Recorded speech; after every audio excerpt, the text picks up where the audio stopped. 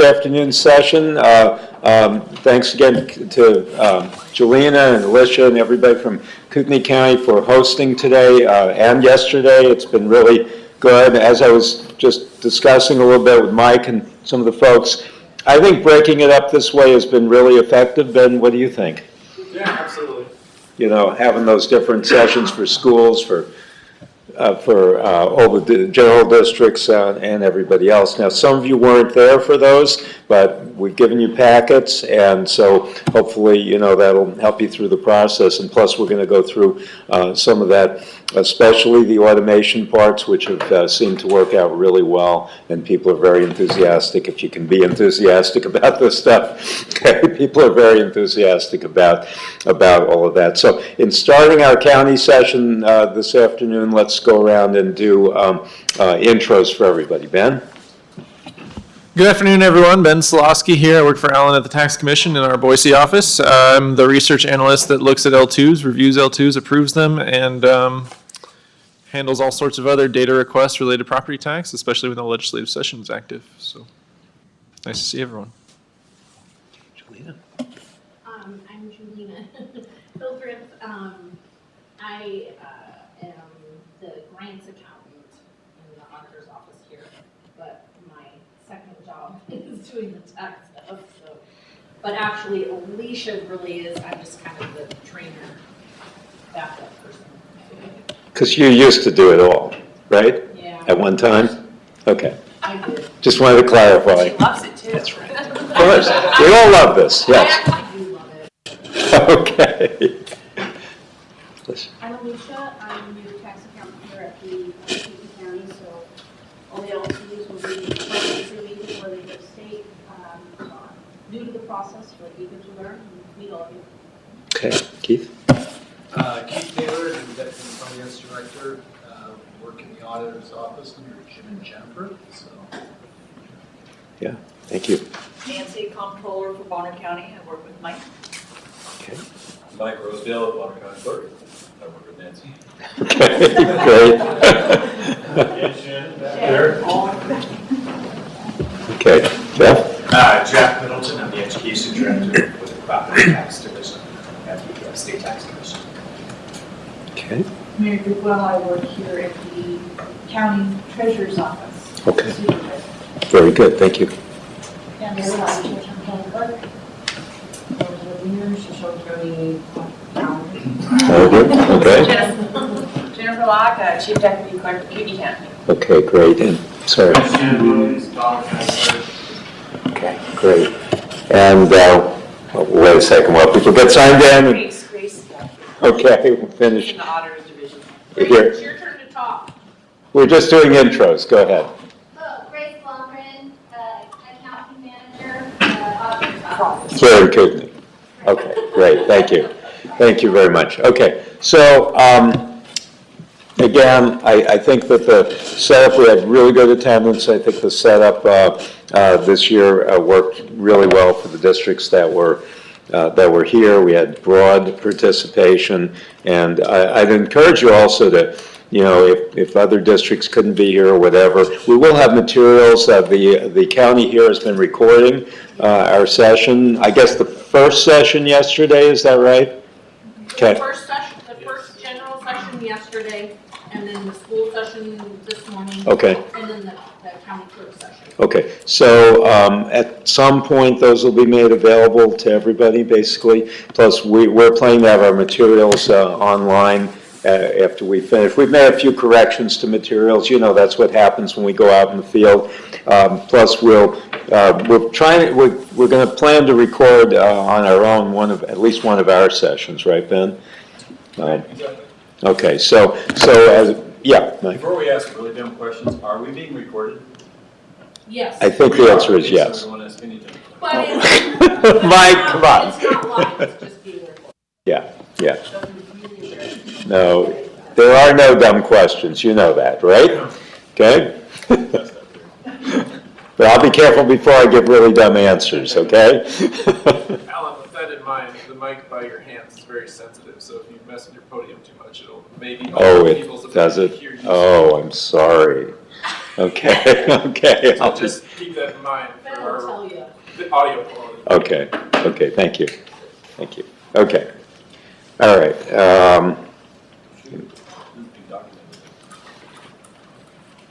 Okay, so there's our contact information.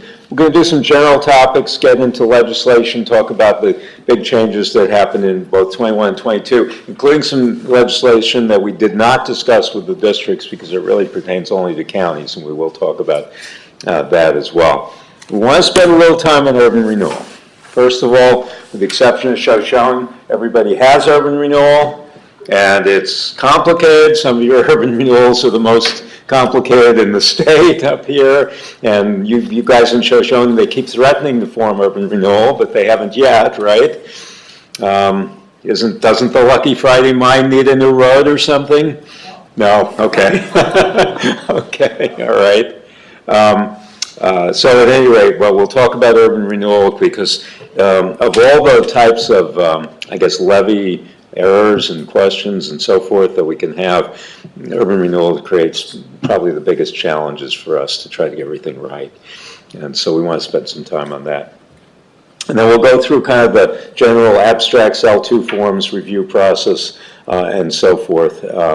Especially, Ben did a live performance of the automated L2 for the group down in Moscow, and I thought that was, I think it's really good to see how that works and how it functions. The only downside right now is that we don't have everything online as far as the L2s are concerned, like today. Okay, well, it is a little early to be filling out L2s, all right?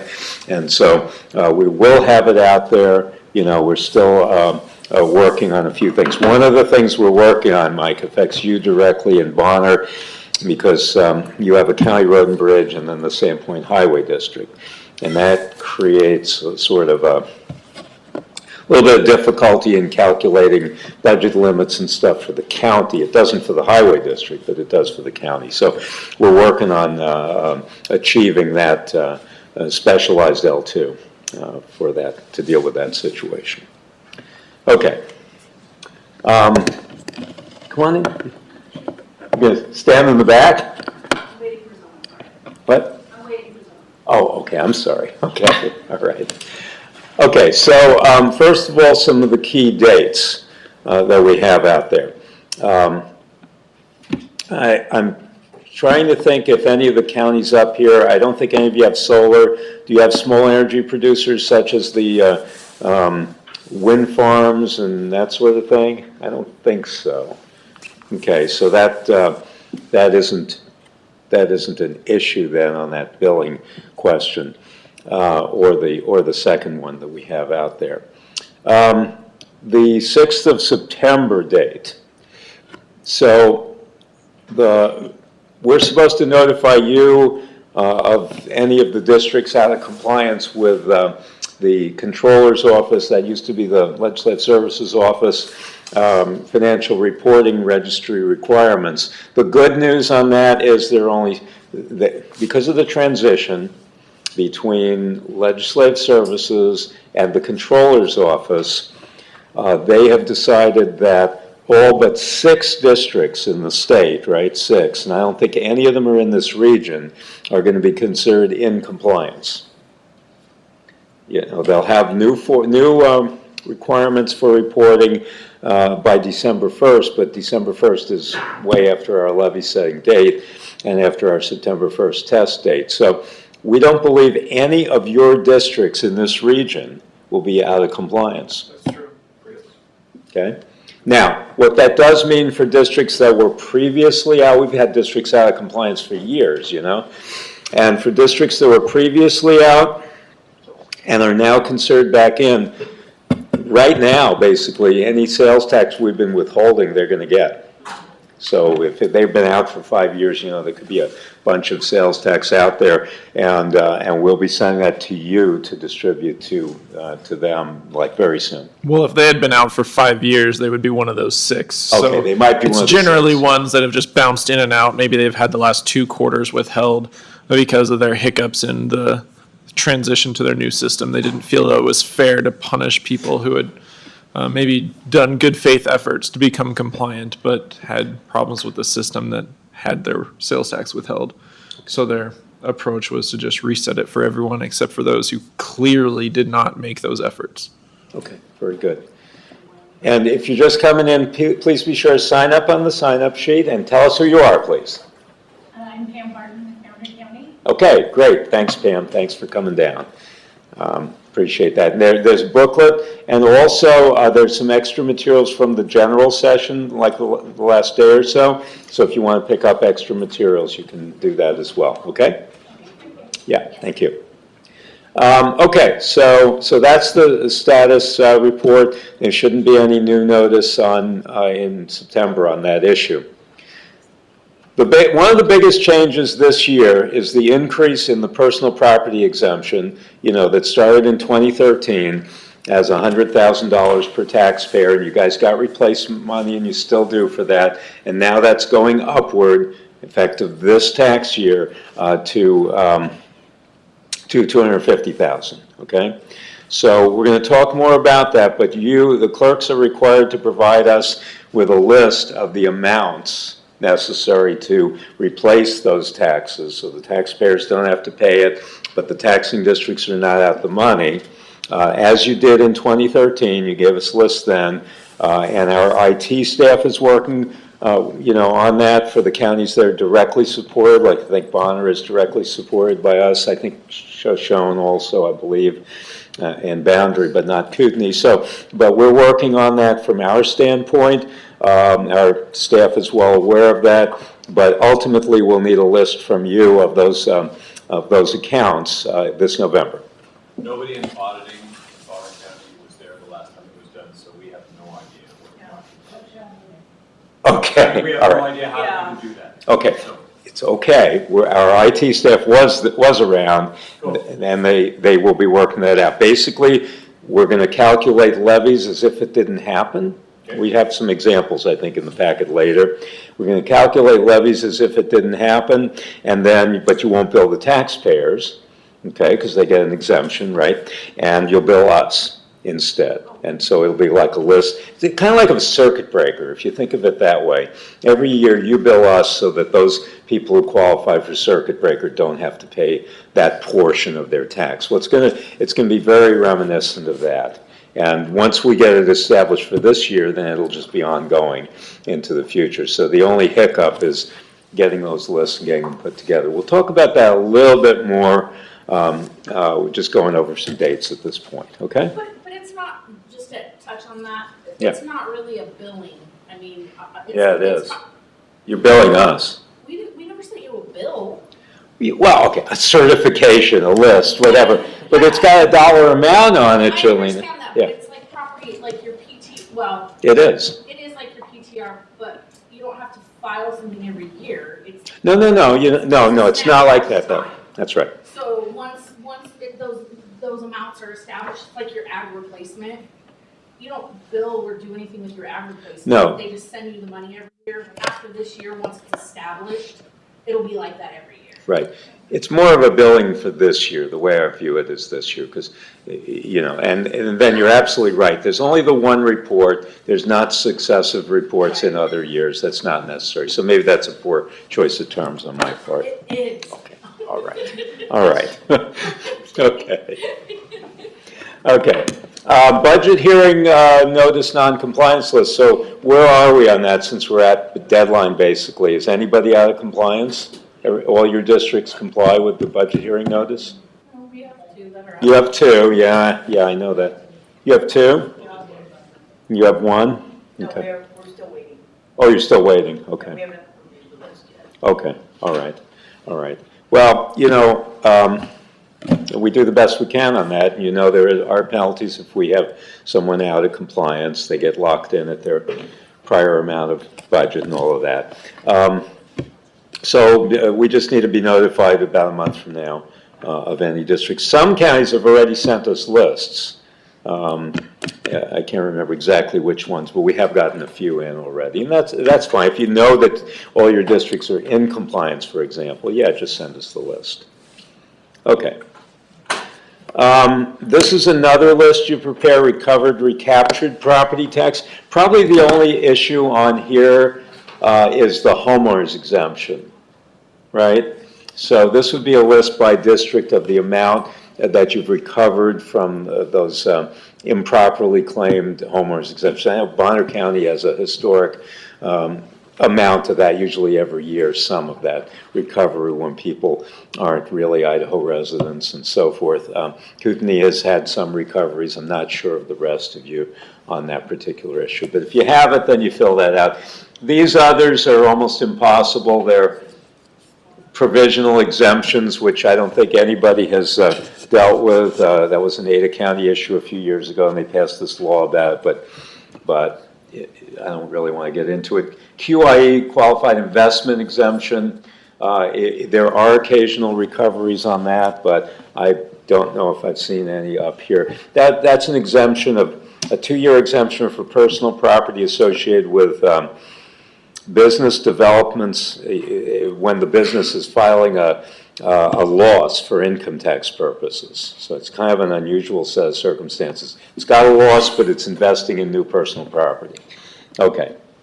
If that happened and the business then sold the property that's getting the exemption within 5 years of that exemption, then it would be have to do recapture. That's the way it works. I think this is basically going to be pretty limited to the homeowner's exemption column. Just who would that actually get processed through? Who would what? Would the treasurer get notified of that? It comes through us because of the income tax connections typically. They did, we got notified, we and the treasurer's office got notified by the state for the QIE, yeah. It's not our department though, it's, you know, No, because of the. but Gary did.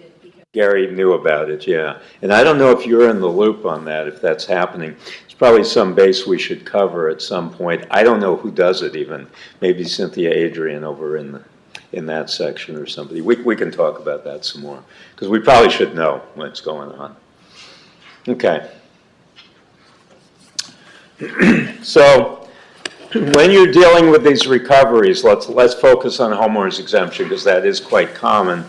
Then you want to show the amount received by taxing district for the period from July 1 of last year to June 30 of this year. So we're not in time, it's not time yet to complete that. Okay? And then you should notify the taxing districts by August 1st of that as well. That's really, I think, all I want to say about that. Can I? Yeah, of course. No. It's gonna hate me, but on this recovered, recapture, the list, and maybe I don't know, maybe I remember things wrong, but shouldn't it encompass all of their recovered, or their replacement dollars? Because No. But here's why, because wouldn't it be a good reference for us and the districts for, as far as their L2 goes, shouldn't that amount be the amount that's in column whatever? These amounts change every year, so whereas the replacements don't, and the replacements are listed on the max budget and foregone worksheet for their reference. Right, but So I just mean, like, wouldn't it, I think it would be nice to have one form with all of it, so at the end of the day, you can say your district's, whatever's in, is it column 4 on the L2, should match whatever's on the recaptured recovery blah, blah, blah list. If we did that, it would also create issues when we have multiple counties involved, right? So you don't know how much on one district that overlaps with Bonner. Well, yeah, I know, but, well, it is the same. No, the replacement money is a total. So on the personal property Right, replacement? you correspond with your other county anyway Sure, on all that. sure. I mean, I always did, I always got Yeah. I would always send off my amounts to them and get them, so you have to be aware of that anyway when you're doing your L2 worksheet. I don't know, maybe, again. Well, so you'd like to see the ag equipment monies and the, I just think it would be nice to have everything on one form in one form. that consists of what their replacement dollars, period. what you're saying is then we would be making one of these forms for every district in the state, and that would reiterate their replacement values. No, it would just be for every county. gonna add 2 columns to it.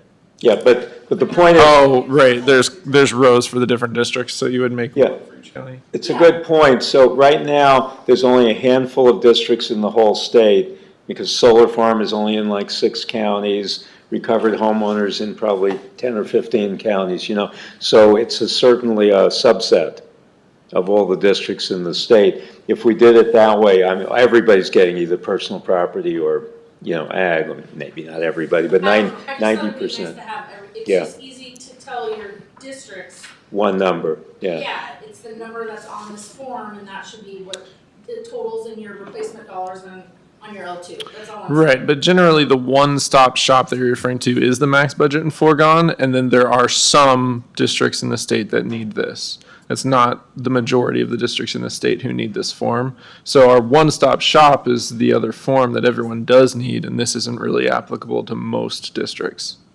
Well, the other thing is too, we're trying to automate so they don't have to actually look up their ag monies and their personal property monies. Isn't that going to autofill? Yeah. Yeah, so those two are known Right, but it quantities. doesn't autofill on the L2. No, it I'm does. talking- Well, not on their budget tab. That's what I mean. But it does carry over what it would balance to if they entered it correctly. So when they enter in their budget, it'll say you should total up this when you've accounted for it all across your funds. So it does autofill and then carry across, but I'm not going to, I did toy around with a function of the form that then applied your replacements automatically to the first line. Showing it to Alan, he didn't really think that that would be appreciated that much because they might want to apportion it to the second line item rather than the first. And so I scratched that and said, okay, well then that's at least make sure they balance to the total, and that should at least be helpful for them without imposing too much. Right. Julia, we can certainly look into that a bit more. I Just, was thinking. yeah, no, it's good to ask. It's good to think through those things. So, none of these forms are perfect. I mean, in future years, I'm wanting to delete these two, for example, because the likelihood of those ever coming up, they have to do with a county that would look at a church under construction, as one county did, and decide that it was not a church operating yet, so it should be taxable. Okay, do you guys do that? No, I don't think so either. No. This happened once, it got slapped down with a whole set of new law, and there's one case of it in the state, as far as I know. So now we have 2 columns on a form for a case that probably will never happen again, right? And so anyway, we can certainly look at it and look at the design and see where we go with it, Yeah. Okay, let's move on here. This is the taxing district calendar. I don't want to go through this in great detail, but you've got it in here. It tries to go through all the really pertinent issues. And let me see, there were a couple of things I really wanted to go through.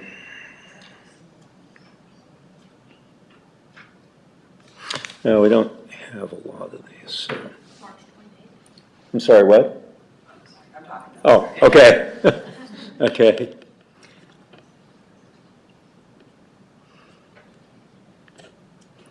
Well, it's got your operating property certification date. I think the main thing that I wanted to mention on here, some things about resolutions. So, first of all, regarding foregone amounts, there are resolutions required either to use foregone or to accrue new foregone. A lot of people are confused with already existing foregone. Can you get rid of it? No. Even if you want to, you can't. There's no procedure for that. You can't get rid of existing foregone. Can you refuse to accrue more foregone? Yeah. In fact, you don't have to do anything, because in the old days we computed foregone for you, and it was automatically accrued that way. That doesn't happen anymore. Now you have to do a resolution to accrue more foregone or a resolution to take foregone. Now the resolution to take foregone, because taking it means it's part of your L2 and part of the levies this year, then that resolution has to be done at the time the L2 is submitted. The resolution to accrue foregone does not. we've, because people have trouble computing this and all of that, we've allowed folks to go to the end of the calendar year for a resolution to accrue additional foregone. Inevitably, we had people call up this year and say, oh yeah, well wait a minute, I wanted to accrue that and I'm doing a resolution now, 6 months later. And we've said no to that. What we have said yes to is if a district had done a timely resolution but failed to send it to us. Okay, so we made corrections even recently to deal with that sort of issue, but try to encourage your districts to send those resolutions as soon as they can around the time of the L2 if they want to accrue more foregone. And maybe the foregone issue won't be as big of an issue because they're really restricted now on how much foregone they can take in any given year. So, there's 1% or 3%, so forth. Okay.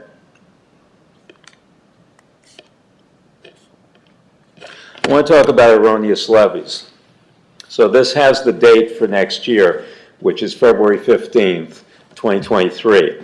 That's a drop-dead date that says if a levy is discovered to be erroneous for some reason, it has to be discovered by that date or there's no restitution or correction or anything that can be done. Just to talk about this a little more, one of the things we encourage you to look for is cases where districts have been levying a particular way and now they have a really big departure, like they've had a bond forever and you may not know when it expires, but it's been there for a while and it disappears. They don't levy for it. We had that happen again this year in one county, small water and sewer district, and it turned out that it was just strictly a clerical error, and the county ended up having to redo tax bills. I don't know when it was, January, February, maybe even later than that. It was discovered in time, though. It was discovered a couple of days before the 15th. Yeah, right. It didn't have a lot of wiggle room there. Right. And so are those things fun to correct and send out new tax bills to taxpayers and so on and so forth? No, they are not fun. And that one was fortunate that it was only, 100 taxpayers or so, very small district. We've had counties where this has happened where it's been 20,000 new tax bills. It is not something that's good to have happen. We do have a little catch calculator thing on, was it the voter approved fund tracker? Yeah. That looks for changes of more than 20% up or down in a bond or some other fund and just says, hey, are you sure? Let's go back to the district, get an explanation, whatever. But we didn't catch this one in this bond. And we rarely know when bonds are actually expiring. It's very, very difficult to tell because of refinances and so forth. So just be aware of that. Try to work with your districts, communicate with them, because it hurts all of us when we get those things wrong, and it's very painful to fix. Okay, and there is a drop-dead date beyond which we can't go. The other thing we've got going on, we'll talk more about this later, but I just want to mention it, is we have several in this county expiring urban renewal areas. Is one of them in the Lakeland School District? No. No. So it's Post Falls? Post Falls Expo and then Lakes District Agency. Okay, I was just, Coeur d'Alene. I was just trying to make sure it didn't overlap. So none of the districts are going to overlap with like Bonner or any of the other counties, is that correct, that have expiring urban renewal? I don't think Post Falls Expo. Okay, Post Falls doesn't overlap, no. Okay. And, okay, so that makes it more isolated. Okay, all right, because that can create some issues as well. Any questions you guys have about the district calendar stuff? Okay. I want to put in a little plug for this. I realize this is more in the assessor's court than your court, but nevertheless, you guys all work together. And each year, the tax commission will produce, if you're willing to play, a tax estimator that enables taxpayers to go out, put in their tax code area from their assessment notice, and go to a drop-down menu and calculate their tax early in June, when they get that assessment notice showing the 47% increase in their value. We do not use last year's levy rate. You know, Keith was showing me how the levies in this region have gone down every year. Why are they going down? Yeah, you got it. Does the public understand that principle? Of course not. Right. And so they draw straight lines. They say 40% increase in my value, how dare you? My taxes are going up 40%. Rarely is that true. Usually it's not true, much less. So the goal of this is to alleviate those concerns, do a public service basically. So we encourage counties to consider using this. We've got about, I think, 26 counties statewide that used this last year. I want to remember, did Bonner participate? They did not. So with that, if somebody plugs in a number and they get a number, they try to whatever, is there any binding part of that or not? No, it's an estimate. Well, I know it's an estimator. I know you know it's an estimator. What's that? No, there's caveats all over. Okay. Yeah, in fact, one of the caveats, because I talk to treasurers all the time, and the treasurers are concerned that we don't have the fees, like solid waste fees in with them. And so we write that right on the website. No, this does not account for solid waste fees. No, it doesn't account for if in August your school district passed a new levy of some sort. I can't do that in June, right? Because it could pass in August. So it's not perfect. But guess what? On average, it's within about 2% of reality. Yeah, it's really close. That would be helpful. We've had a lot of people very upset about their property taxes going up when they're not going up. You got it. Their property values. You got it. People cannot differentiate. So again, no, I don't believe Kootenai has participated. I don't want to step into your political situation and all that. But all I can say is I think this is a valid and useful thing for the public. I think that's what it does. It provides good, imperfect, but good information for the public to not draw the conclusion that their tax is doing what their assessment notice did. And in the current environment where we have values all over the state, basically going through the roof. Run through the setup process of this. Well, we need some information from the assessor about new construction, an early estimate, okay, in late May, okay? We need that estimate because we build that into the formula. And we need an early estimate of value by taxing district, like what comes out later from, and we realize they're unequalized values. We know there can be some changes again, but we then take that information, plug in 3% increases that just about everybody takes. We don't add in foregone or any of that stuff, And then sometimes when we see what looks like a big budget increase due to new construction, we'll call the district involved and we'll say, hey, are you really going to do this? I do this personally with some of the cities in southern Idaho, for instance. I say, hey, you could have this pretty big increase. What is your board thinking? Or the big highway district in Ada County, I do that with. And they always tell me, and they go, well, no, our board is not going to take that full amount that they could take. Plus, we have the 8% cap this year that kind of protects that. Because, it used to be if you had a 35% value increase from new construction, you could get a big increase, right? Now you're held to 8%. So actually our error range in our estimates is going to go down rather than up. So does that answer your question, Keith? Did anyone actually get the 8% last year? Like maybe cities or even? Oh, yeah. Oh, my God. Oh, some of the cities were... I went and talked to cities in June last year, and they were not pleased because they had gotten some estimates from their assessors on new construction, and they knew they might be eligible for a 20 or 25% increase, and then they were told, you can't get that. Did any counties did it though? I don't know if any counties did. I really don't. But cities did. Cities have annexation. Yeah. Cities have new subdivisions. On and on. Yeah. Ours.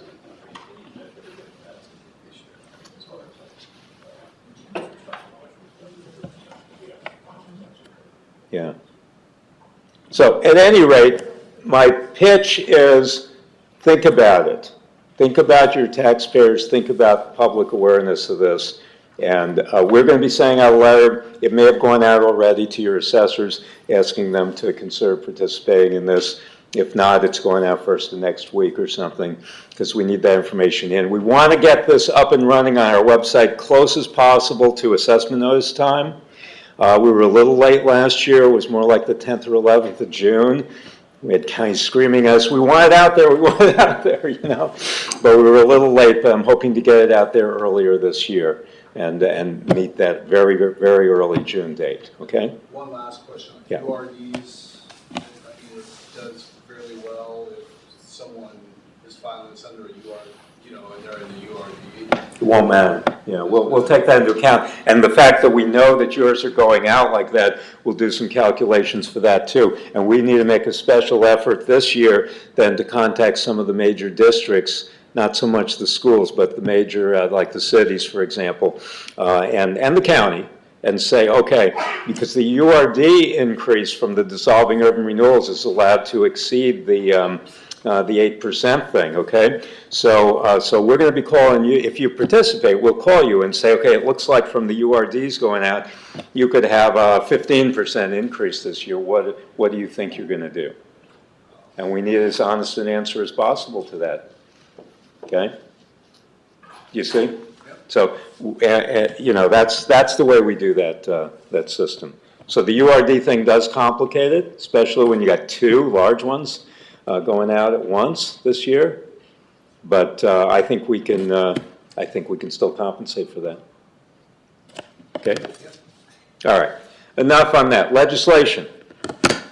2021, we had these things happen. We had the homeowners exemption go up to 125. We had a little bit of a change in the site improvement exemption loss, and circuit breaker increased up from 1320 up to 1500. It remains at that for 2022 with some caveats that we'll talk about in a moment, because this could affect your taxpayers too, and you need to be aware of this. As far as budget and levy, they've been starting to constrict the amount of new construction value you can have when there's a change of land use. So land goes from, say, farmland or timberland, and it gets converted to home sites, right? And so when that happens, the land value typically goes up, all right? And you used to be able to capture all of that as soon as it happened, as soon as the assessor looked at it and said, yeah, it's not timber, it's not farm anymore, and so forth. You captured the difference as new construction. Well, this year, or 21, they said you can only do that once there's a taxable property on it, a taxable improvement like a home that's now fully taxable, not just the land changing. It has to be occupied too? That, on a home it would, on a business it would just have to be built, okay? Or partially built, because businesses are allowed as partials, but homes are not, okay? So that's what they did in 21, and then 22 it's the same, and guess what happens to that component of the new construction in 23? Disappears entirely. So changes of land, when the land goes from, you know, $1,000 to $100,000, you used to be able to pick up the 99. You can still do it in 22 with the caveat that it has to have the home on it. You can't do it at all in 23. You get 0 for that. You do get the home.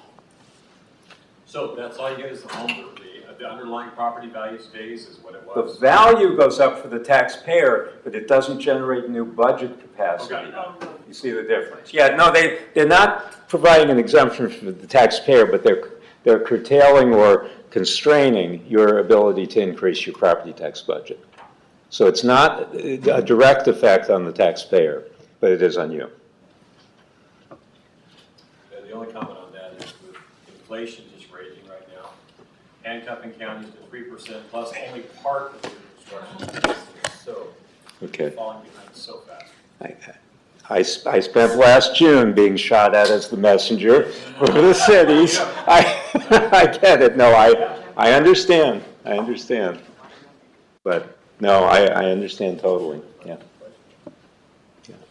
Okay, so but I just want everyone to understand the nature of that legislation, okay? And then, of course, they cut the amount of new construction you get anyway, so if it's a $100,000 building after all exemptions, then you get 90,000. You don't get 100. You get 90% of it, okay? Same with annexation value when, that doesn't affect counties per se, but cities annex all the time, and so they only get 90% of that.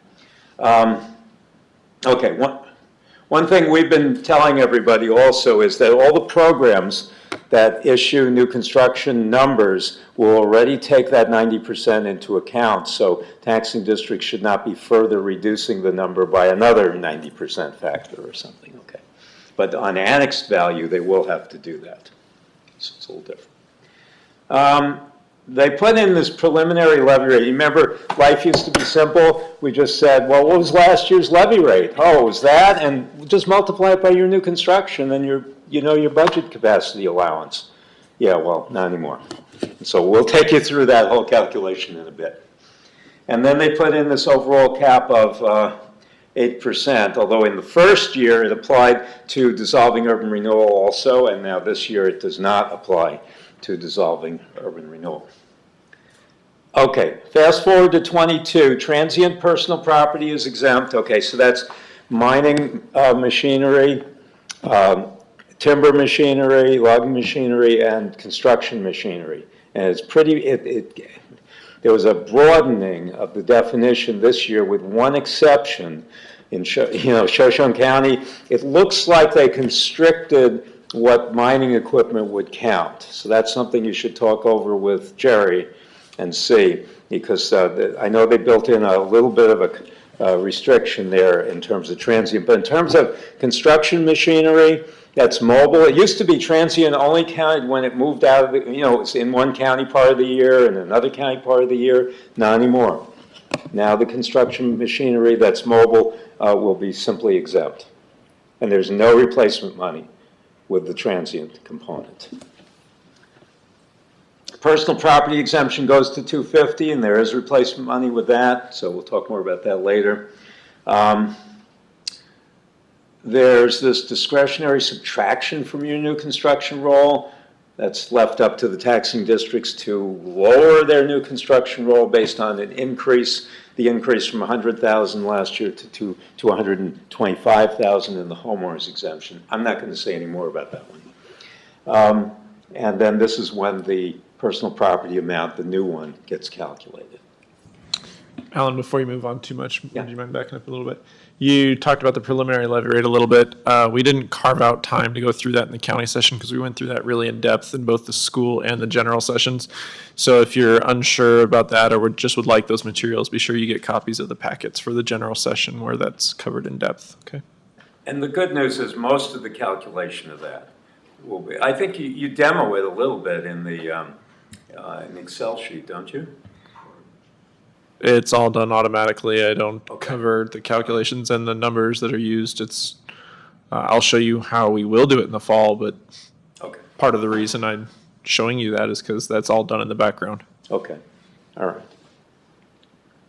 So on the personal property exemption, what we're going to be doing is calculating the tax that would have been paid by the taxpayer on the difference between 100 and 250.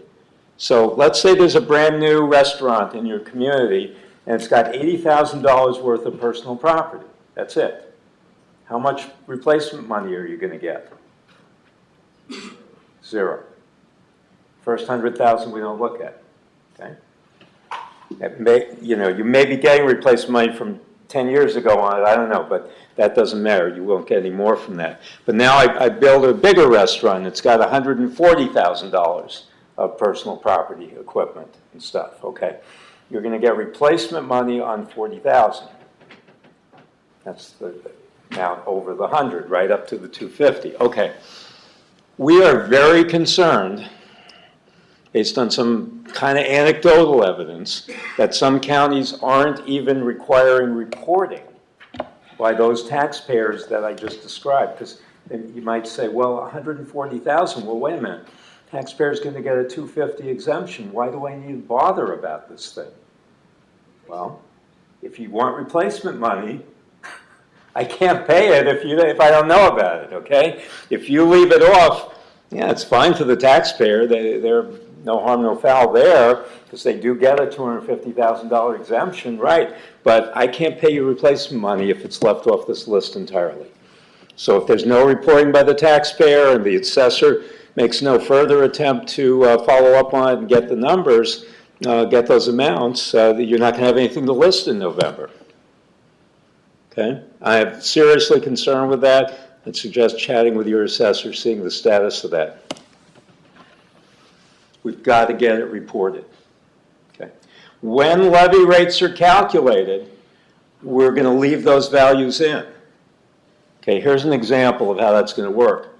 So don't get scared like we're taking it away from the taxpayers. No, we're not doing that. Okay? So let's say the district has a value of $200 million and it's wanting to raise $1 million in property tax, so that's its levy rate. But of this $200 million, $3 million is based on personal property that's in this range from $100,000 to $250,000, so it's getting this exemption, okay? And that's worth $15,000 at that levy rate. So how does the district get its $1 million? Well, it gets its $1 million because the $3 million is embedded in the $200 million. You have not taken it out. And instead, but when you bill the taxpayers, then you do take it out. Again, it's kind of like a circuit breaker. And so what you do is you report this amount to us in November. The district gets $985 from the taxpayers, and then it gets $15,000 from us, and it's kept whole. Okay? So that should be seamless for the taxpayers and seamless for the taxing districts, really, if we do it this way. So we're really only setting levies on the Full value. the full value. Full net, I mean net of homeowners, et cetera, but not net of this new personal property exemption. We're including, because I'm saying the $3 million is included in the 200, Jolene, okay? Yeah, if you don't do that, then, well, then they'd be, why would you bill us? Because then the money would come in the form of a higher levy rate. That's not right. That's not what the intent was. So this is as hold harmless as I can get on the thing for everybody. Okay, questions?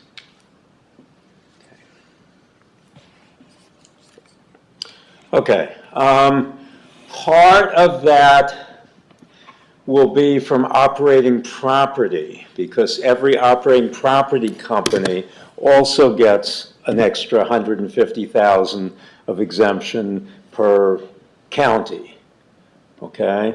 And the only exception to that would be if it's a small, like, rail car company that doesn't even have that much value, then we'll have to top it out at some point. But we're going to calculate that, and we will notify you, so you can put it on these reports. We will notify you of the amount related to operating property for that personal property exemption increase, because that will be eligible for replacement too. And like the other, you won't be able to bill that company for that share. So you'll have to adjust that. We're still working on that component of things. It's not totally worked out. Okay, any questions on this? Okay, 2022 legislation.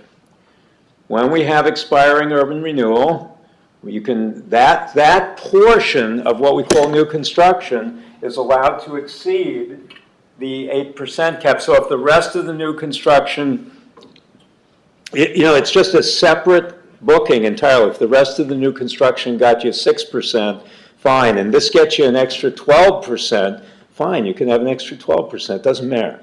We're not holding anybody to the 8% cap because they exempted this portion of it. What that means, however, is that we have to treat that value, the 2021 minus 06 or whatever of the expiring urban renewal area as a separate calculation entirely from the rest of it, the new construction law. If we lump it in together, it's going to think that, well, the 8% cap applies. We won't be able to tell what's what. So it has to be calculated separately. Okay, that's what we're saying here. Okay. Oh, they had, prior law, last year's law, said if you took zero increase from the 3% new construction annexation components, you were allowed to take all of your foregone. It's gone. Yeah, it was a one-year window. Yeah, okay. That is gone. Did we have districts do that? A few did. Otter County did that, right? We did. Yeah, well, and, you know, not for me to criticize it. That was the law. That was fine, but it's not anymore. Now it's gone. Okay. Otherwise, foregone is 1% for general, question? Okay. 1% for general purposes, 3% for capital projects. So you can go over the 8% to that extent if you have foregone, but you can't just dump in, you know, a ton of foregone. That isn't allowed anymore. Okay. Rebates by cities. Boy, I have gotten lots of silence from cities. I've asked every city at all of the sessions to opine as to whether they are considering this. I had one city saying they talked about it at a meeting. Nobody has come forward except one city in the state, I'll just tell you, it's Boise, and been really excited about this provision. Okay? But this is a tax rebate that looks a lot like a circuit breaker except for a couple of things. One, it applies only to the city portion of the tax, not all the other taxes. Two, it doesn't have to follow the criteria, although it might, according to the law, follow the same criteria as the circuit breaker program. Oh, and three, the state doesn't pay any of it. The state pays the circuit breaker. We backfill that. We don't pay any of this. There's no state money in this. So the city would have to deal with that. Okay. I don't know who's going to take advantage of it other than the fact that Boise came forward and has already contacted my staff about it. Other than that, I have no idea. So none of the other cities seemed exceptionally excited about it. What can I say? Circuit breaker. They modified the disqualification process. So in the old days, your value of your home didn't really matter, and you were topped out based on the amount of benefit we paid. I mean, if you had $10,000 of tax because you had a big home, you know, and all that, well, we only paid $1,300 or $1,500, whatever.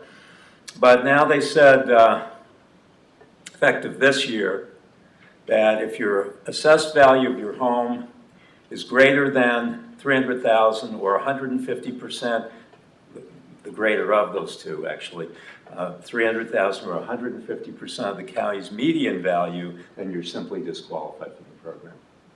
Okay? So I don't know what your median values are going to be. We did some preliminary back of the envelope stuff last year when this was, or at the beginning of this year when this was proposed, but we don't have any definitive numbers, and obviously values are changing this year, and so, you know.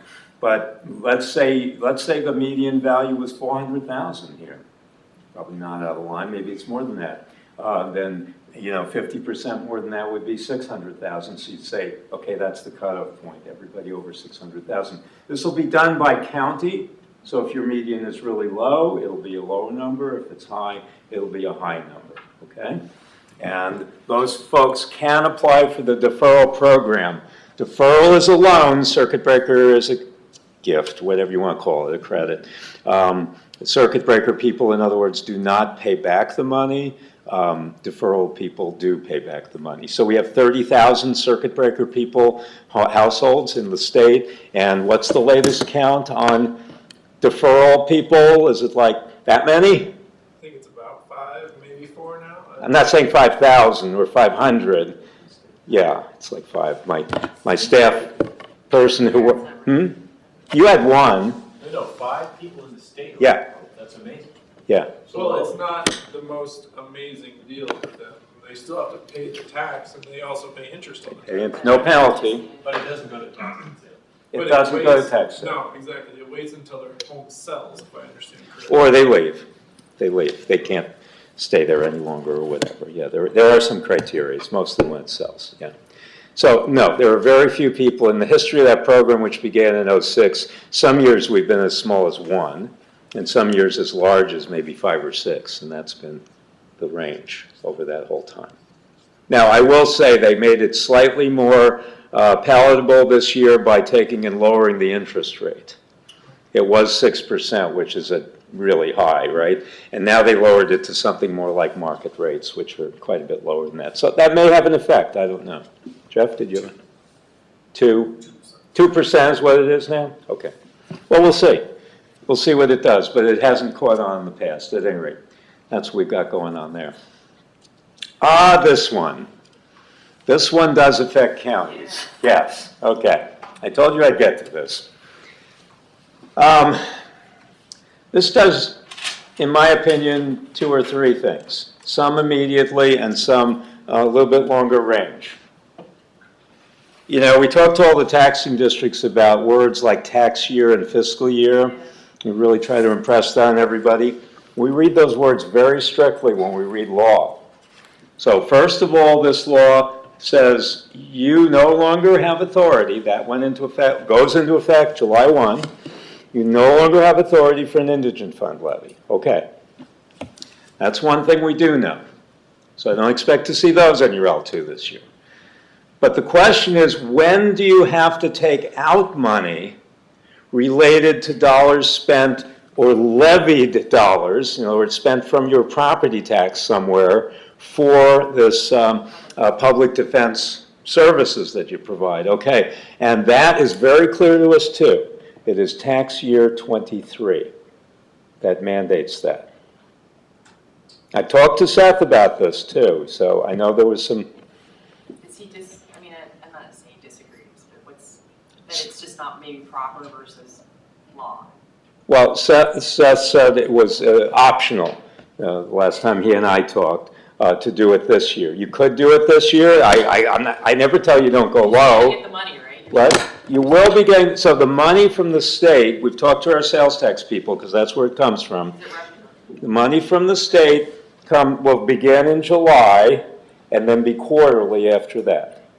The operative key asterisk word here is for the tax year 2023. Yes. That, Not budget year. tax year 23. So yeah, but the tax is the key word here. It's not budget, it's tax. If it said fiscal year, I'd be standing here telling you something totally different than I am right now. Boy, we spent a lot of time reading over that, saying, how do we interpret that? What does it mean? You know, and it's consistent with what we've always said tax year means. It means the levies for property tax, those are the levies you set in September of 23, not September of 22. Yeah. So you're saying it begins in July 22? That's for this part only the first bullet. You can no longer levy for indigent funds as far as a levy. But now we're talking budget capacity. That's the second part of the question. When do you actually have to reduce your budget capacity? No, I'm talking about that first payment of sales tax in July. I'm sorry, I So misunderstood. that, I mean, Okay. technically that's still in our budget year for fiscal year 22, not 23. That's Is it like when, quarterly payment, is that value will be like essentially quarterly and not just a month payment, obviously? I don't know what they're gonna pay in July. I don't know that I know the answer to Well, that. since Alan and I don't remit those Yeah. distributions, those payments, we don't know exactly what days they'll go out So or it's kind of unanticipated revenue. because But we you guys do a budget. schedule? Yeah. Does Eric? Lisa. Oh. Lisa and Craig are in charge of sales tax Yeah, distributions. that goes through our sales tax people, so I can't really answer questions about that. We did ask them when they intend to start distributing money under this program, and we were told July. That's what I was told, and then quarterly thereafter. I don't know if the July is 1 month or what it is, okay? I can't answer Yeah, that. okay. Yeah.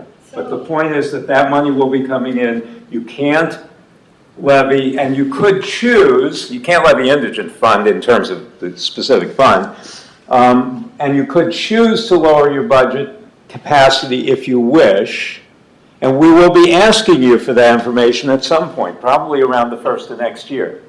We will say, okay, tell us how much you spent for these tax years.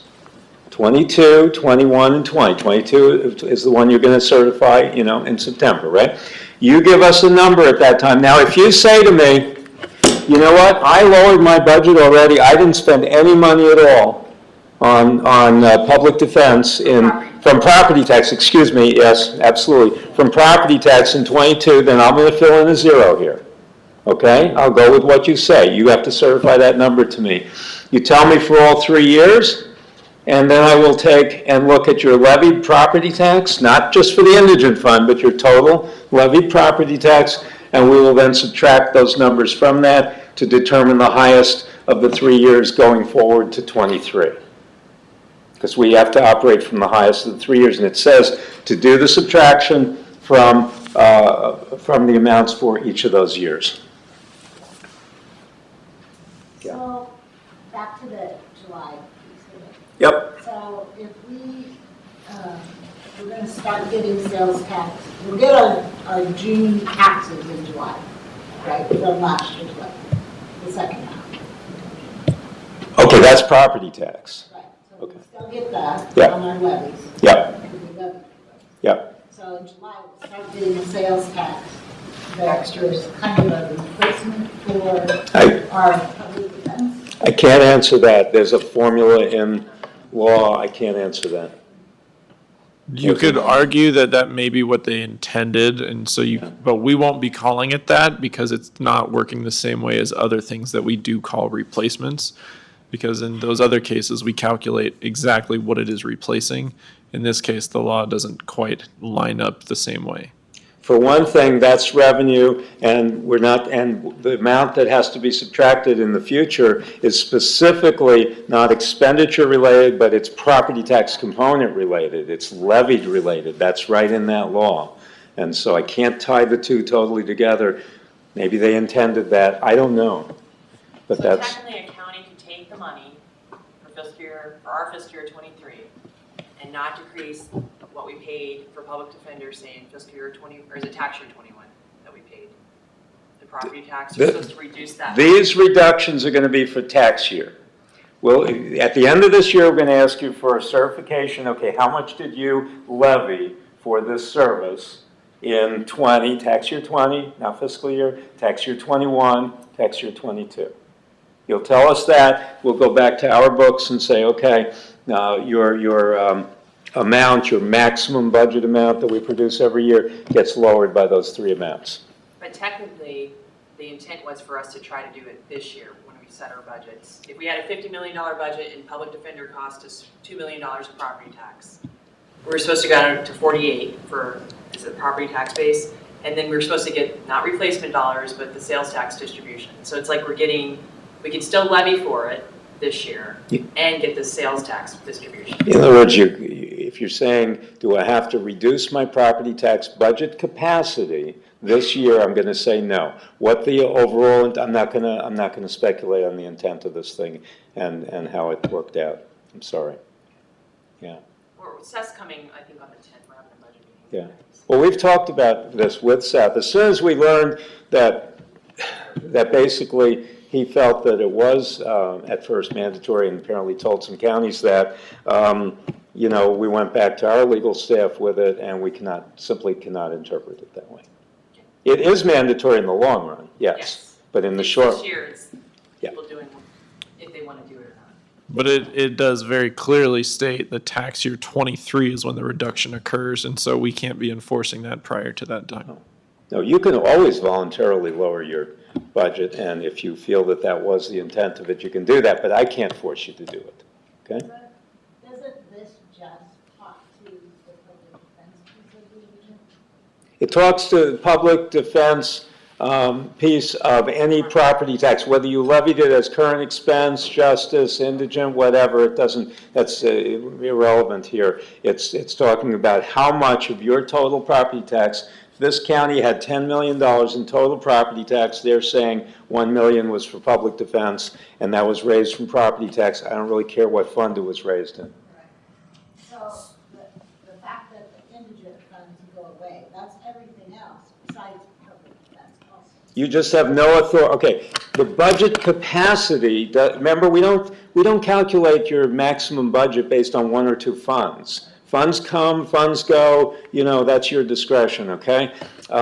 So whether you had or didn't have an indigent fund, you can't have one anymore. But where you spent that money from or where you intend to in the future, that's a different question. Or we can still, What? We'll just move it to something else. I will not be taking away budget capacity from you this year. Not this year, but Next year. Next year, next year. yes. So essentially, Jennifer, I would think that if you didn't lower if you still continued to levy for it, like you were talking about, because they're saying that's a possibility, it's still gonna ding your highest of your 3 years next year, right? Next year it will, correct. So I mean, ultimately, you take it now, it hurts you later, but, I mean, That's, yeah, if you take it now, it's essentially a wash, I think, in the long run. Because if you take it now, you'll already lower this amount, and then you tell me, well, it's zero because I didn't levy anything for it this year. I already lowered my budget. Then you can honestly report zero to me. That's fine. I don't subtract anymore. But in terms of your distribution, From the sales tax? yeah, because, you know, they have a set amount of sales tax out there Yeah. that they're distributing, correct? I- It's supposed to essentially act to replace your levy, what you're going to levy, correct? So at what point are they determining that distribution? It's going to be, as I said, started in July. 21 if we take it. And then I think is it 2025 is when the online sales tax will kick in, and they're supposed to replace it completely. I don't know how they do that, but are there's you a certain wanting minimum value. amount, is that what you're wanting? Well, yeah, I'm short just wondering some. if we don't, I mean, is it going to affect our distribution if we don't reduce 2020? Affect the amount of sales tax that you get? Yeah. I believe those are independent. I don't believe They are. the sales tax has anything to do with that.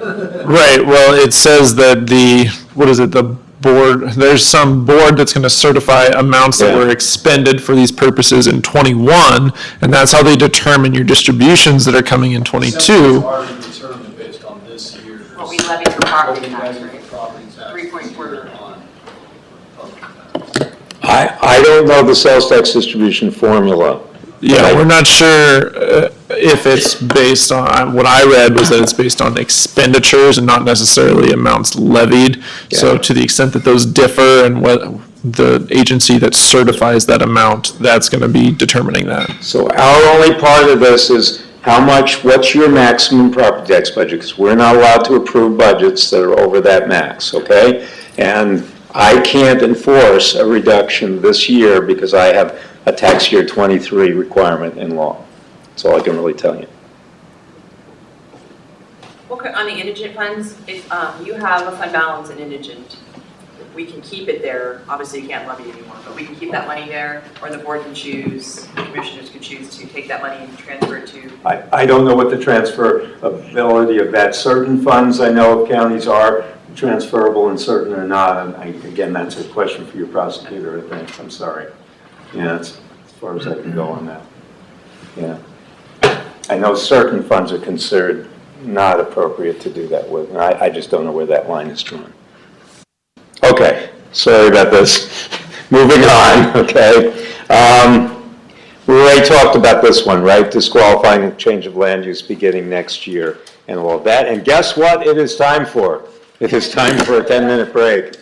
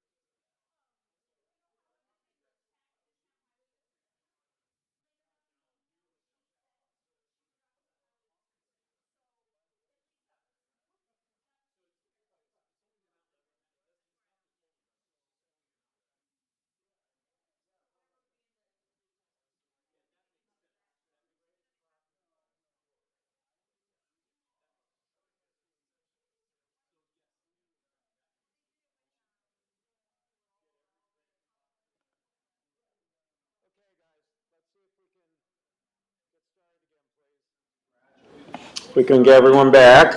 We always take the short and the next. That could be good. So, we wanted to speak a little bit about urban renewal because A, most of you have it, and B, it's fairly dense in some respects. And so we want to make sure everybody understands the basics of urban renewal and how it works. A lot of taxing districts and many people think that urban renewal existing causes taxing districts to lose money, because there's a calculated amount, and it looks like, and that amount goes to the urban renewal agency, so therefore it must come away from somebody, must come away from the taxing district. But that's not true. Taxing districts may lose budget capacity. Yes, that's a different creature, but they don't lose, in most cases, they do not lose revenue per se. Why don't they lose revenue? This isn't in your packet. I'm sorry. We added this as an intro to this section. I apologize. Okay. So if a taxing district sets its budget at $1 million, and that's not its full budget, its full budget could be more than that, but that's what it wants from property tax, right? And it's got $100 million of value, not including the additional value that's been added within the urban renewal area. So what we call base value, which is what you use, with exceptions that we'll talk about in a few minutes, for calculating levy rates. So 1 divided by 100 is 0.01, and that's the levy rate, okay? Now, let's say there's 25 million in increment, okay? So there's this big value compared to just 100 million in the whole district. A quarter of it is increment, okay? 0.01, that levy rate is applied to these properties, because these are things on the ground somewhere, they're properties that are worth that much, and that produces $250,000. So the total property tax is 1.25 million. 250 goes to urban renewal, but the district gets its budget, and its budget is fulfilled. Now, of course, everybody is then thinking, what about the next question? Are the taxpayers then being asked to pay 25% too much because we could lower the levy to whatever, 0.8 or whatever, okay? And the answer to that is harder. The answer to that is maybe. And the reason it's maybe is that I don't know what this is or whether it would have existed had we not had whatever advantages were conferred by having urban renewal.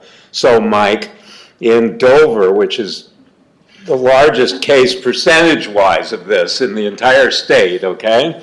In Dover urban renewal, my understanding is that it helped them with a whole bunch of condo projects. That's what they put in, condo projects, right?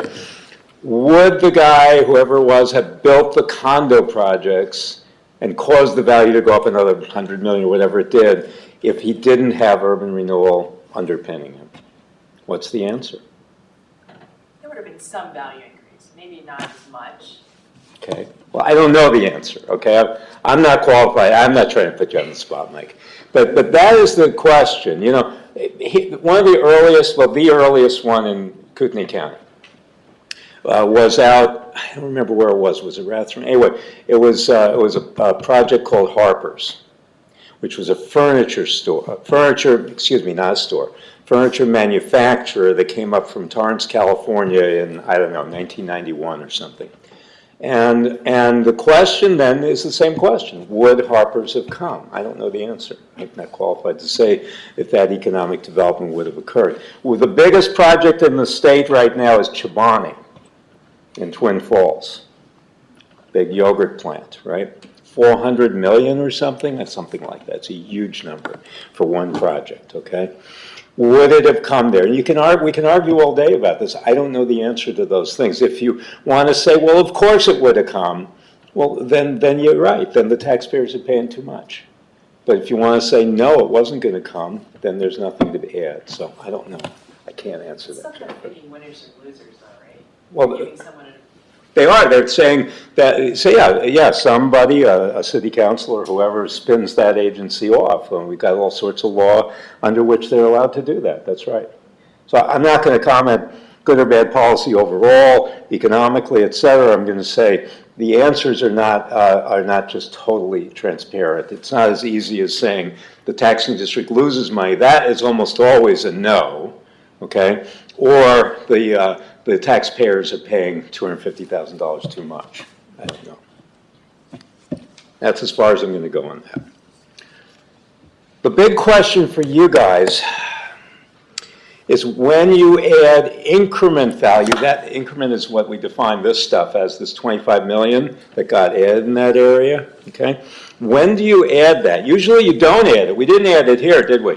We left just the base value and we didn't add that 25 million in. When, if ever, do you add increment in for computing levy rates? Because if you do this wrong, the levies are all wrong. So this is really important for us.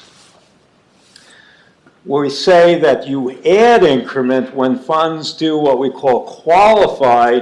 There's a laundry list in this section of municipal code about certain funds where you're going to add increment value before you set levy rate. Always remember it one way. When I choose to add increment value in, then when taxes come in on that property that is represented by the increment value, I'm not going to give the money to the Urban Renewal Agency. I'm going to give it to the underlying taxing district. Don't add increment in, okay, fine, give money to urban renewal. Add increment in, don't give money to urban renewal, okay? That's really, really critical here, okay? So what's it based on? When do we not allocate? Let me talk about the opposite for a minute. If taxing districts have just general old funds, you know, the ones that are subject to those 3% caps and all that stuff in 63802, you don't add increment in for those. You know, a general fund of a city, a library general fund, a tort fund, you know, all those type of general funds out there, they will generate money for urban renewal. Your current expense fund, you know, your district court fund, whatever. All those are just ordinary funds under that whole overall cap where you can raise your total budget 3%, et cetera, okay? Those will generate money for urban renewal. I like to joke sometimes and say, what if every taxing district in the county decided not to levy in a given year? Okay, the taxpayers might be happy, but the bottom line would be how much money would urban renewal get? How much would they get? Zero. They'd get zero. They'd go, oh, wait a minute, we have obligations. You can't do that. Well, okay, that's a different thing, right? But they would literally get zero because they're dependent on those underlying levies. And most of those levies, you know, statewide, most levies fall into that bucket of generating money for urban renewal. But some don't as of 2008 when they changed the law. Prior to that time, all levies counted equally. Everybody was exactly the same. It didn't matter. Then they said, well, we don't like it that when somebody passes a bond for building a new school building, it's generating, you're telling us it's generating more money for urban renewal. That wasn't the purpose of passing that bond, right? And so they carved things out. But they said, oh, but wait. If the urban renewal was already counting on that money from an older bond, because the law was not changed until this time, effective 08, then we can't just pull the rug out from under urban renewal either. So we'll say only bonds and similar things passed after X date, after 12/31 of 07, no longer give money to urban renewal. The earlier ones still do. Did that complicate our lives? Was it right? Okay, I'll let you decide. But it did complicate our lives and create the potential, unfortunately, for making more errors in setting levies. Okay, so we have to look at several different things. When did the bond pass? Now, it used to be we had to look at a whole bunch of levies, like temporary overrides and school supplementals, of which we have, 90 of around the state and so forth. Well, those have gone away. Those all now, I'm going to say it the other way, none of those generate revenue for urban renewal because they can't be older. It's 2-year supplemental, right? It can't be older than 2008, right? That's impossible. The one exception to that is school permanent supplementals, which there are a few of in this region, and those will continue to generate money for urban renewal, so we will not be adding increment in for those. But when we have a new bond, we're going to add that increment in and not pay urban renewal on that new bond. When the voters go out and pass that new bond for the new school building or whatever, or a new courthouse for that matter, okay? You know? And it gets a little more confusing. So if we have an old bond, but a new revenue allocation area, that's the operative area. So here's our school district. Okay, this is a school district.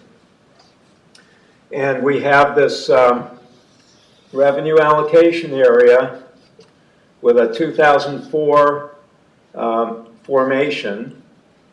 Okay, and the school district has a bond from 2005. Both of those would predate the law change. Okay, then we don't add the increment. If this has 10 million in increment, we leave that out when we set the levy for that school bond. Why? Because it post-date 12/31 of 07, okay? Now, we come along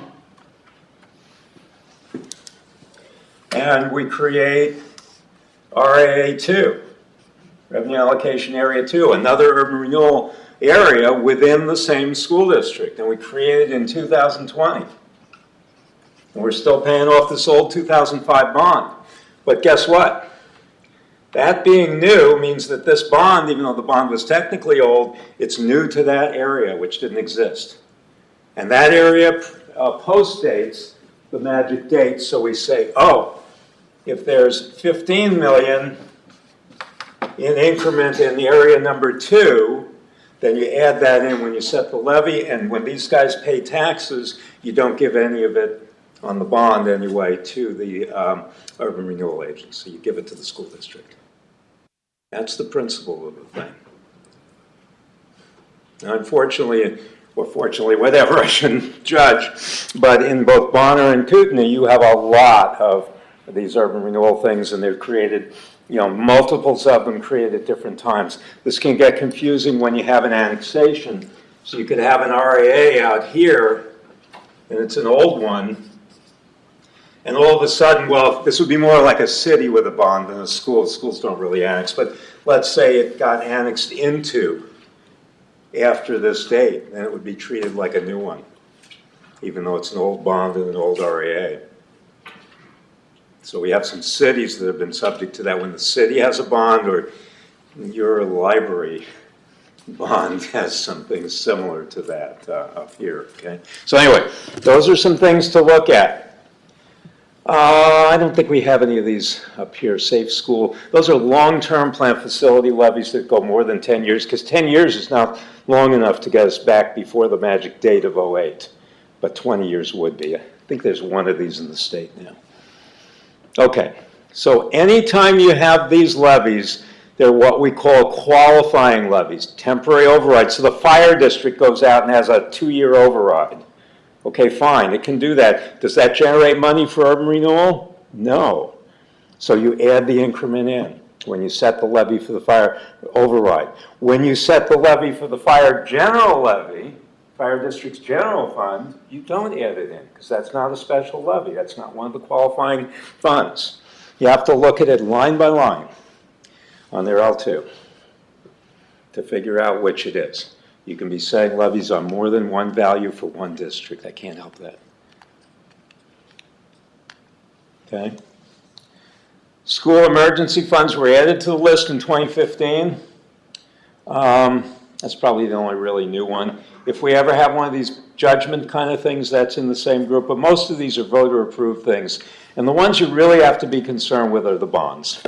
Whether it's a city bond, a school bond, a county bond, whatever. Those are the biggest problematic ones. What I tell everybody on this is, please, guys, don't just flip coins. I'm not sure which way to go. I'll just flip a coin here. That's not a good way to approach it. Pick up the phone and call, and we'll go through this and make sure everybody's on the same page. Okay, please? I won't embarrass you about it. I get confused too about it, okay? But it's really important to get this right first time. Okay. This goes on with some more information on that. Oh, this thing. When we have an old bond, yeah, we need those bonds listed out by origination date. When they refinance a bond, and I looked that up, Keith, earlier today, when they refinance a bond, it does not make it a new bond. It's just simply a refinance bond. And for the purpose of figuring out pre or post '08, it's whenever it passed originally. So we need that formation date, that passage date on those voter-approved fund trackers. There's no way around it. And they can't, the schools especially, some of them have 5 bonds. They can't lump them together. We're going to run into these problems if they do. As Jolena said, eventually this goes away, right? Like 3 more years, 4, I don't know, but For 3-ish, yeah, okay. It will go away because eventually everything will be in the new bond category or whatever, right? But for now, we have to live with this. And we have it everywhere that we have urban renewal. So we need to look at when the REA was formed, when annexations occurred, when the election was for the bond. This is a kind of an example of what you face in actually calculating levies. Wow, did you improve the colors? I can really see them this time. Thank you. It's amazing. We develop these, and I look at the printed versions, I say, man, I can't even read this thing. The colors don't work for me. And now I'm looking up here going, oh, this is great. So thank you. We start out with a taxing district as this big rectangle. It's got 500 million in value in it. No urban renewal to be concerned with yet. Now, prior to 2008, we form REA-A. And there's its boundaries, this lighter blue thing, and that's got 40 million in increment value. And in 2010, we have this annexation to the REA. They do change their boundaries also, by the way. They're allowed 1 annexation, at least since 2011, so don't get real excited if they've had more than 1 prior to that time, but they cut them off. And that annexed area has 10 million in increment. Okay, so we've got a total taxable value of 550, okay? Because the other misnomer is that increment property is exempt from taxes, and it's not. It's taxable property, or it wouldn't be counted in here at all, okay? Now, we want to set our levies. So what do we use for the tort fund? Is the tort fund one of those special funds that I've been talking about? No, it's not a qualifying fund. It's not a special qualifying fund, right? And so therefore, we know that the tort fund levy will in fact generate money for urban renewal, and we use the base only, the 500 million. Now we have a 2006 bond. That's an old bond, pre-law change. But we have this annexed area in 2010, so that 2006 bond was new to the 2010 annexed area, but old to the pre-2008 area. So we say, all right, these properties that comprise the 10 million, they're going to, the money from that, from the 2006 bond applied to that, is going to go to the school district, but the money from the 2006 bond applied to the old area is going to go to the Urban Renewal Agency. So we take and add just the 10 million, but not the 40 when we set the levy. And then for these two, since they're later, we say, well, no, urban renewal isn't allowed to get any of the money from those. And so we're going to add the full value in and give all the money to the school district. So here we have 1 taxing district, and we've used 3 different values to calculate its levy. Now, the districts aren't going to be doing this stuff. You guys are. Okay? That's why I say, please call. We'll walk you through this if there are problems. So here's a couple of examples. REA formed in 2005. Okay, so what is it, first of all? Is it old or new? It's old. Okay. Bond election 2010. What's that? That's new, so that's one of the qualifying funds, right? And since the bond election was after, add all the increment, don't give money to urban renewal for it. Okay, RA formed same time, '05, bond election was '04. What about that one? It's old. And so therefore, we don't add the increment, pay money over to urban renewal for that one. Formed in 2005, a bond election 2008, that's going to be the same as example 1, basically. Okay?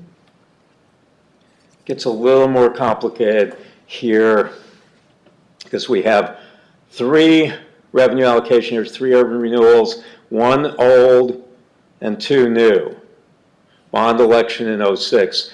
So we have an old bond, okay? So what are we going to do with that one? What do we do with respect to RAA1? Does it get money from the old bond? It formed in 2000.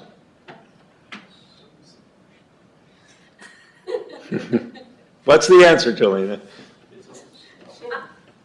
It's what? Yeah. It's old, so the answer is yes. It get you don't have the value. Yeah, right. But it does get money. Okay, I'm sorry. Right. Because this election happened prior to the magic date of '08. That's when they changed the law. So we're going to say for RAA1, we use only the base value when we set the bond, the levy for that portion of it. For RA2, that's got the same bond condition, it's new, and RA3, right? It's new. So with that election in '06, it doesn't matter anymore because these guys didn't even exist back in '06. Therefore, we're not going to pay them money. Therefore, we're going to add the increment from them in. And what does that mean? We have to break out each separate RAA, okay? Even if it's one district and one agency running all 3 of them, we have to break out each separate one's increment and be able to do that on all of our September value worksheets, et cetera, right? Okay. Yes. Okay. All right. So, I mean, we could spend more time on this. I think I'm going to stop now. What? Oh, I was telling Ben we didn't get to the partial increment. We didn't get to the partial. Is that this one? That's where that devilish term came from, is because that district in example 4, I'll use my mic for the recording purposes, that district in example 4 has increment from all 3 of those RAAs, but if you're calculating the increment to add for that bond's levy rate, you don't use that district's entire increment. You would use part of its increment. These 2. Only the parts from RAAs 2 and 3. But referring to it as partial increment only increases confusion because there are other situations where you add those RAA increment values, but the entire RAA was within the district, and people said, why call it partial? The whole RAA is in that district. And so we're going to change and we're going to try and do away with this term of partial increment because all it's doing is confusing folks. Yeah, I think that's right. We really are going to try to do that. It is a confusing system. I'm sorry, it really is. Do you want to talk about the form for a minute? Sure. And we haven't completely rectified the terminology problem on here yet, but we're working on it. Well, I think it is an improvement, though. So to sort of continue that conversation, let's zoom in on this part right here. Because previously, this column C, this box right here, would be referring to partial increment. And it would say how much partial increment do you need to add. And that would then in turn be used for the UR key code 2 that appears over here. You would be referring to partial. But I think it's more clear if we instead refer to it as increment associated with RAAs created after 2007. And this also would catch in any old RAAs that have annexed areas that occurred after 2007. Because technically, those annexed portions, then, we need to know those increment values. So it gets really complex, but we do need to be able to gather those together. And so this is a real example. I think I used the Lakeland School District. Oops, I pushed the wrong button here. So lying in both Kootenai and Bonner counties, you have these values. Well, for one of these, you can see the UR key codes down below. For some of them, like the temporary supplemental here, you're adding all of the increment. For temporary supplementals, we add all the increment in the district. So that UR key code there says the net value plus all the increment. So that's calculating that levy rate correctly for that fund.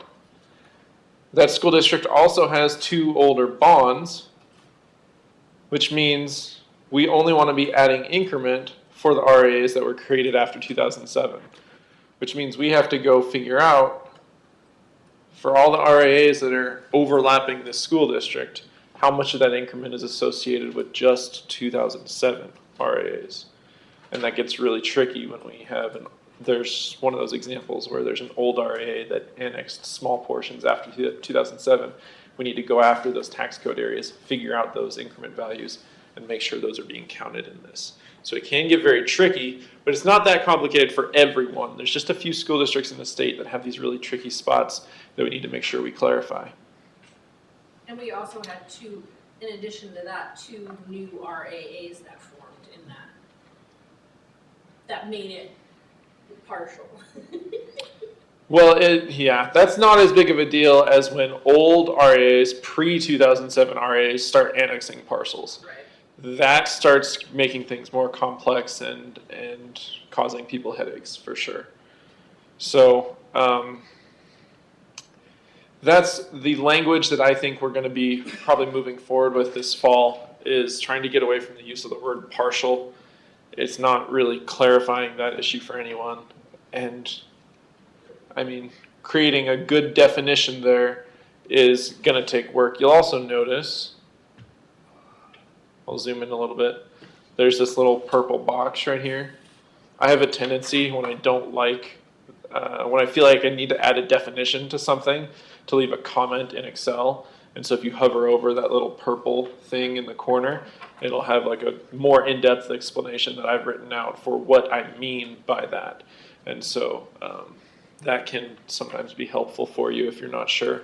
You might see that in multiple places in my Excel spreadsheet because sometimes things just aren't clear. And I was learning these things back in August, and so I had to make notes for myself too. And I think that helps folks that are just doing it for the first time, and even folks that have been doing it for a long time that just aren't sure. That it can be helpful, I think. So this is what the levy rate calculation tab will look like roughly for this year. Are there any questions on how this looks? It shouldn't be transformed too dramatically from what you've seen in the past. Really, that language in that box C is the only substantial change. This kind of segues back into Alan here, if you'd like to talk about rules and abstracts. Would you like to? Sure. It's not rules, we're starting rules after this too, and it's not really my domain. But I promise no more urban renewal for today. Okay? Okay. So abstracts are due, fourth Monday in July. That would include both the county, which is a summary by category of property, and also an abstract for each taxing district. So remember that some of your taxing districts, especially things like fire and flood control, don't levy tax necessarily on every category of otherwise taxable property. So you might check those things periodically and make sure that you're not getting a comprehensive report when in fact it's wrong. Okay, some fire districts only levy on improvements or not on personal property. And we've had cases where these things have gone on for years and been wrong, and we just haven't looked at them. So I advise you to look those over or talk to the assessor if you're not sure about how those numbers are being produced. Okay. We get sub and Mistral combined in March, again, for all the districts. And we'll talk about rules in just a second. So this is in our rule, that's our ADAPA rule 35.01.03, 509.03. Okay, that's 0.03 of 509 rule. This rule talks about abstracts. And the question that came up many years ago was, you guys being kind of uncomfortable because you're getting values that didn't originate with you. You're getting them from another office, and you're going, well, I have to sign off on those. I'm not totally comfortable that I can verify everything, about them and all that. So So we put this out and we said, we'll consider it duly verified if you sign a document indicating the required summary information based on the most current available, et cetera, received from the assessor at the conclusion of the county board, okay? That was to give you some coverage on that, and that the assessor certifies that all changes, et cetera, have been made. So if the board, and I assume you're attending the meetings or you have a representative of your office attending the meetings of the county board of equalization in July. And so if the board says, no, we're going to lower the value of this property on appeal, you know, from A to B, whatever, then I'm assuming you're witnessing that there's a list of some sort and that you could probably verify that the assessor actually made those changes. But that's what this is talking about, at least getting the assessor to certify to you that the changes were made. Is that an issue, Mike? No, we're just Okay. scheming. Oh, scheming, okay, that's fine. But that is important because we know that you're not originating those things, but it is important to monitor them a bit. Are Yeah. electronic signatures okay? They are for us if they're okay for you, you know. I don't have a problem with that. You know, what was that? I said we addressed that a bit with Alicia, so she can talk to Alicia about that. Yeah, we addressed it for the taxing districts. This is more of an internal thing, though, and I don't have a problem with it, so, yeah. Okay, so we also have what should be in this verification document, signature of the county assessor and auditor or representative, substance, you know, just kind of a general certification that this is to the best of your ability of full, complete, and correct, abstract of the valuation, et cetera, for whatever role we're talking about. So should be pretty standard. There's no changes in that. Some of you, I don't know what's going to happen this year, okay? I do suspect there will be many counties with very large value increases. And that could lead, as it has, you know, years ago, we had cases where we had a lot of appeals from taxpayers. Didn't happen last year. I don't know quite why. I expected a lot of appeals because we had a similar environment, but there weren't. However, I can't predict what this year will bring, and if you do get a lot of appeals and your county board is not going to be able to complete its action, you know, on that second Monday of July, you need to tell us, because we have the authority to extend that board out, and we'll do so within reason, of course. This is what you need, specific parcels, why you need it, how long you need, when the abstract will come in. This is our commissioner's secretary, Maria Young, and that's who that has to go to. Don't wait until the last minute on that. What if she's on vacation that day or something? And always copy me, please. You deal directly with the boards, don't you? With the boards of equalization? Yeah, I mean, if they're having a hard time burning through those, you're saying to the clerks, we should tell the board of commissioners. Don't you deal directly with that, because that's an assessor? Yeah, but I don't necessarily know if that's happening. So the boards have to contact us, our agency. Yeah. Not necessarily me, but certainly Maria, because she's secretary to our commissioners. The only one who can really grant that extension is our commissioner in charge of property tax, which is Tom Katzlamides. But if I'm in the loop, then I can kind of, you know, run through that and make sure everybody's doing what they need to do on that. So all I'm saying is that don't wait until the last minute on that. You're going to know in advance, oh my, we have 1,000 appeals, you know, or something. We're not going to get through them in time. Don't wait until the last second. And 5 o'clock on the last day, call us up and say we need an extension, and we're going to go, well, nobody's here now. You know, it's just going to be a problem. So that's all I'm saying, Mike. Just get those requests in early, please. And copy me.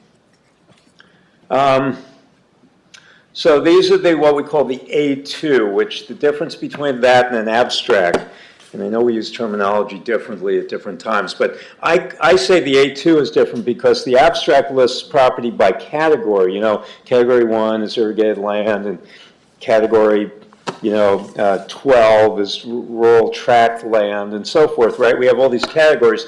That's an abstract.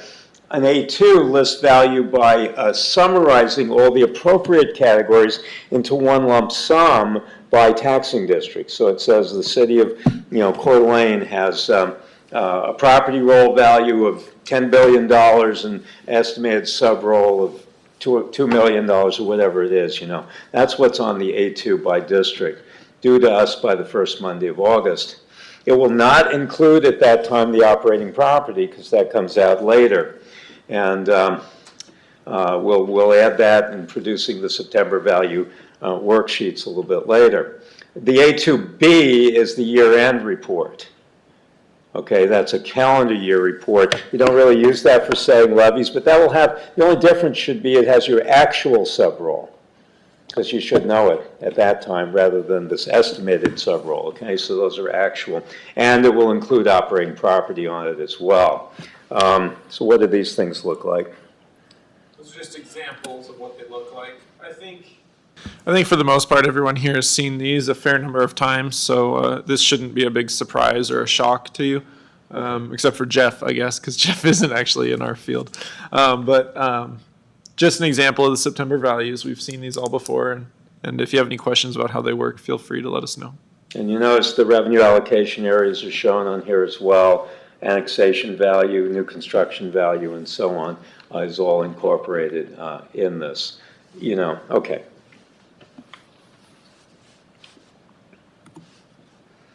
Okay. If you're wondering about the December value, we do use that for various things. For instance, the Department of Ed wants that information each year to judge things like school bonded indebtedness, capacity, and things of that nature. So there are reasons for having that year-end value, even though we're not setting levies on it.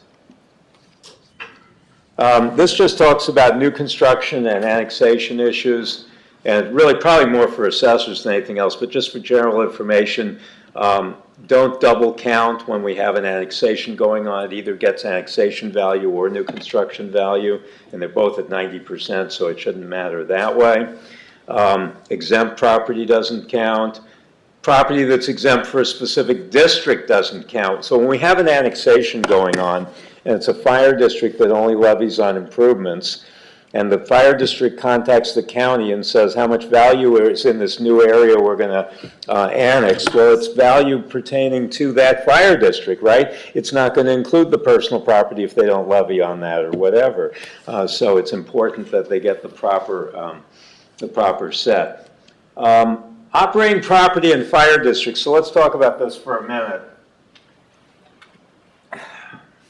Some of the fire districts up here have agreements with various operating property companies, probably mostly Avista. And those agreements allow them to tax that property. So in that case, we certify an amount for that operating property. We also do so in cases of what we call NUGs, non-utility generators, because those aren't part of that stuff that fire districts aren't allowed to levy on. We think we have a set of all of those agreements. And our operating property folks are operating on whatever we have, for which fire districts have agreements with which companies. We probably all should review those periodically and maybe with the fire district to make sure there's not new agreements or lapsed agreements. And I don't think we've really, spent a lot of time doing that. Hopefully you guys have copies of those agreements too. If you don't, let's contact Ben or myself and we'll try to fill that gap in, because it's not good if we're the only ones who have those agreements. You understand what I'm talking about? Fire districts don't tax. The default is they're not allowed to tax operating property. But they do if they have an agreement with the operating property company to provide service for maybe one substation or maybe the whole thing, who knows. Let's see. Yeah, the new construction roll can't count property that otherwise would count, but it's within an urban renewal area. At dissolution, we look at the difference between 06, another magic year in urban renewal land, and the value the year prior to the dissolution. We're doing that right now, right, Jelena? Working with Kootenai County on 2 dissolutions, one of which, 2 dissolutions. Okay. So, this is the September value worksheet, and I think we've already talked about this. The only other thing I wanted to say on it, it's not really evident here, but it's this estimated sub-roll thing. Okay. Well, let me back up. The other values on here have certain elements of balancing that you should be concerned with. For example, if you have two, well, you know your case, where you have a highway district and a county road and bridge. Okay. If I take the value on any one of these columns and add the highway district plus the county road and bridge, I better come out with the county total value.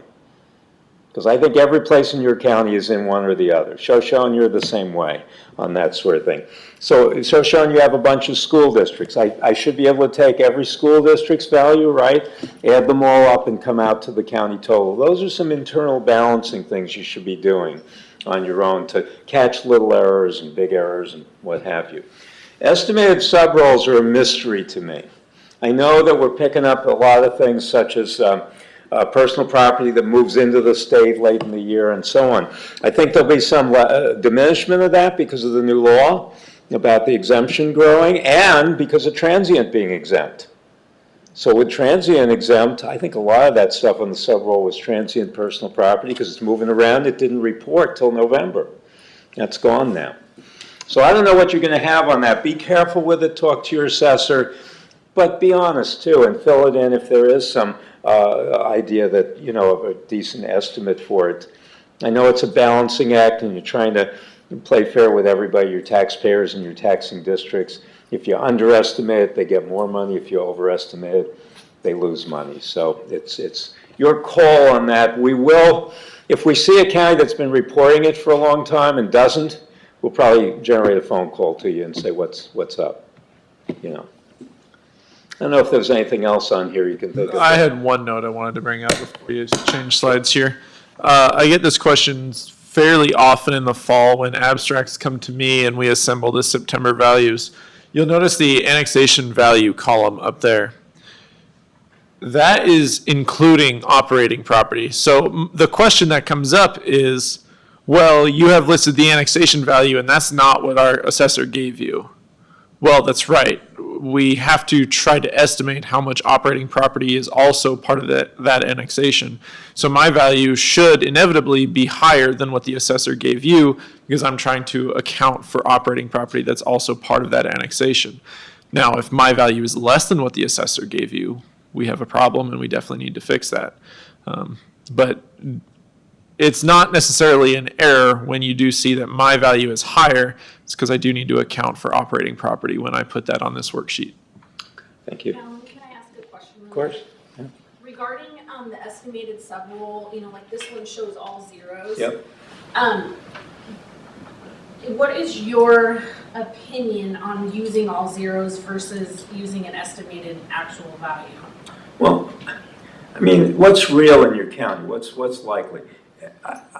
If a county knows that it typically has between 20 and 30 million in sub-roll, then without good reason going to zero, I think is a disservice to your taxpayers. And that's my thought, because there's been you know, some in-house discussions on making it easy and going to zero. But Yeah. I think it's really disingenuous when you know that, and that you know that you typically have value there.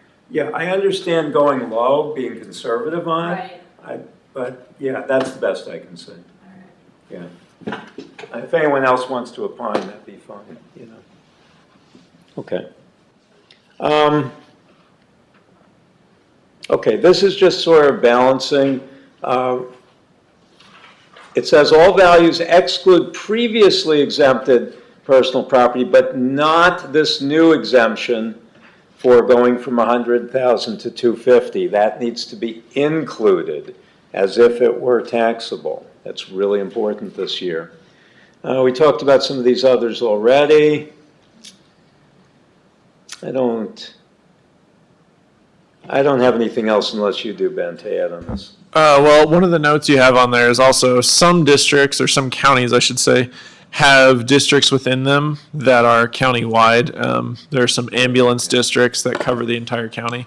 Those are just another good way for you to check to make sure there are no errors, because if that district that you know is your full county doesn't match your county value, then something's probably up. So just, that will vary county to county, so just know how that applies to you and whether you can use that tool to check for things too. Okay, all right. And then this is the December value worksheet, which has the actual sub-roll. You can see Teton County, Jelena, underestimated, right? They went with 0. It's not a huge error. It's a $2 billion county, and it had $400,000. Okay, so it's pretty trivial in a case like that. But so that was the actual numbers. That happened. And estimating those are going to get trickier because of changes to Yeah. what's going to be considered exempt, and now transient is going to be exempt. Estimating those is going to start to become trickier. So, And it should, again, force it downward. sure, of Estimates course. should be, what I would expect them all to be downward, as well as expecting your actual sub-rolls to be We do downward. see a lot of the estimates of the sub-roll just being carried over year to year, and That's so right. do be cautious of that now. You should be trying to have a good estimate of your sub-roll and not just copying something from a prior year, because those are likely going to be different from last year. Well, we typically, the way they do it now is they just do like a snapshot, so this is the value they have as of a certain time. And so it's pretty safe to say that it's not gonna change and get lower moving forward for the rest of the year, kind of thing. Right. So this is just a report of the canvas of vote that we asked for new voter-approved things, not for ones that have been out there for 5 years already or something. But when you have new ones, we need to include all this information, and we have a voter-approved fund tracker. By the way, I mentioned this earlier, and I'm wondering if this would be a good idea to send to you guys too, because now I'm feeling like we're the only ones in the loop on this. And that is every quarter, well, not every quarter, but after the elections, the various times of election, for school districts, since they have 4 different times a year, we get a report, a spreadsheet from the State Department of Education. And it shows this district had an election, it failed. This district had an election, it passed, and here's the vote on it. And it's for, it's for $2 million or whatever. Supplementals, plant levies, the whole bit. Do you get those? Do you want that list? Do you care? I mean, we could send that on or ask. Well, we know if they. You know if they pass, so I guess we don't, because we're not directly involved. So maybe it's moot then with respect to Well, I that. think it would be nice. Okay. Just in the sense with joint counties, Yeah, then you're not having to reach out and, maybe, I don't know. I mean, because we can get our information off of our elections website. Yeah. But like 4 of our 6 school districts are joint. So Right, it would be right. nice, I think that. right. Okay, well, we can think about that. I've just started thinking about whether that would be a useful thing. Otherwise, we talked about most of this. This has places to put in all this information, date of election, first year levied. You know the drill. We're trying to say, if you pass one of these for 2 years, don't run it for 3 years, right? That's kind of the drill. And it's happened, and so we want to prevent that where we possibly can. So that's probably all I wanted to say about this particular form, Ben, unless you have anything. Okay. So this is the levy review process from our standpoint, and it really should be from yours too.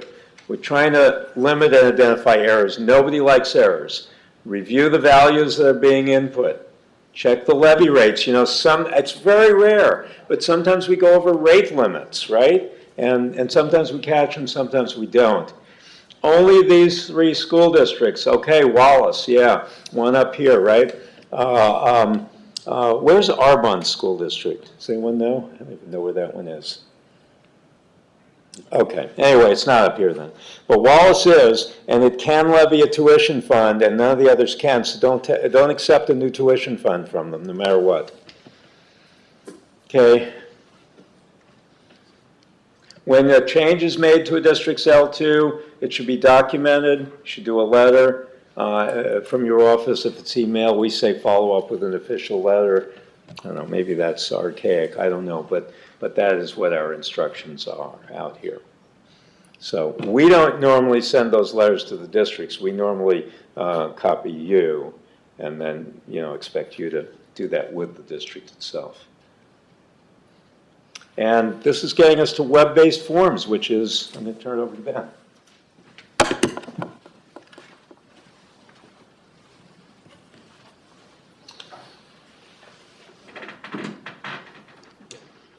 So currently, in our process of submitting these L2s, we still have this web L2 that helps us a little bit with our sort of old data management system. It's what we have, and we work with it as best we can. So we do ask that the L2 information from the Excel spreadsheets is input into this. And I understand that in a perfect world, we would have the capabilities to just read the values that are in that Excel file and have them automatically imported into our data set. Currently, our tools aren't at that level, so unfortunately, we're still asking you to do it this way. So hopefully in the future, we will advance and this will be a little smoother, but for the time being, let's go through what we have to do for submissions. The web L2 will look like this at this link down here, tsb.tax.idaho.gov. So you'll be able to, if you don't already have an account, you can request an account. I have gotten requests from accounts that are not from county offices. Occasionally, a lost taxpayer finds their way onto this website and requests an account. And I mean, good faith effort. They're actually just trying to figure out something related to income tax or something. They're just lost and they don't know what this is. So there are times when I might contact you and say, hey, is this person with your county office? I don't recognize this name. I've never heard of them working for your office before. And on the flip side of that, if you're requesting an account for someone that doesn't usually have one, it doesn't hurt to shoot me an email. Because what this will directly do is send me an email saying that someone needs access to the county's L2 information. And this is the official submission that we end up using and approving. So you don't want people who are not associated with your office tampering with these, okay? So letting me know that someone new is going to be requesting an account so that they can help you out is not a bad idea. If you've already done this before, you can just log in, and when you do that, you get to see your county's information. In this example, I'm a representative of Shoshone County, and I'm editing the county's values or budget information. So you see the county's net value up in this sort of salmon colored box up here. We do ask that you take the time to look over the contact information that's on the left side of the screen. Just make sure that that matches the person and the address and everything that was on their L2. And then you can start inputting some of the fund information. When you click New Fund, a box like this pops up down below. And it is designed to try to make it smooth in the respect that if you've levied for it in the past, or if the district that you're filling it in for has levied for it in the past, this drop-down box will push those funds to the top and give you a little asterisk there. So you can look for those at the top if they're the type of district that always levies the same things. If it is a completely new type of fund for them, it won't be pushed to the top and you'll just have to find it in the list there.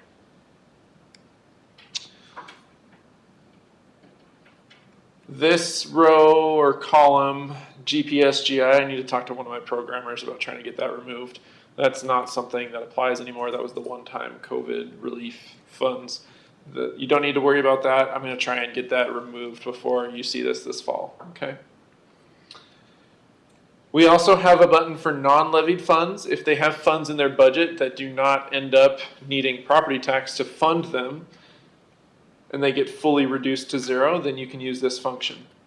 The ones that are property tax related have to be named in our system because those have statutory requirements. They have levy rate limits associated with them.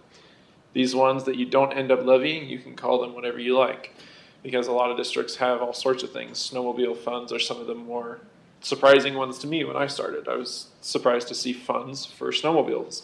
I imagine that's for trails down in the Valley County area probably and maybe some other places, but those aren't things that have statutory authority to levy property tax. So they include them for the purposes of completeness of their budget, but they're not going to be collecting any money from their taxpayers for that. So it does just make sure that you're not levying any amount for that at the end. Some words of caution to look at in regards to these L2s. Make sure that the county's value on your September value matches your abstract. That's part of that review process that Alan went over earlier. Just one of those checks. Make sure that when I filled out September values that it matched what you had. We did find a lot of errors in that spreadsheet this fall. I inherited that spreadsheet and I found a lot of places where a number had been hard entered instead of a formula. Maybe it's supposed to be formula driven, but something got messed up. Maybe a formula got copied, or those things get carried over year to year, and occasionally they just break. So reviewing those and making sure that they match what you expect to see is very important. Please also check the operating property value against the September value worksheet. Make sure that those make sense. Especially if they're fire districts that you know shouldn't have operating property. If you see a value there and they just shouldn't have operating property, that's a problem. We hope that that doesn't happen, but something to keep an eye out for. The county road and bridge is just a fund of the county. So if they fill out an L2, which I hope does not happen, I don't think I'm leaving in any functions that allow this, but just make sure that they don't accidentally fill out an L2 that has like a tort fund or other things associated with it, because they are a fund of the county and don't have different funds. They have the 2 statute-related funds, but that's all.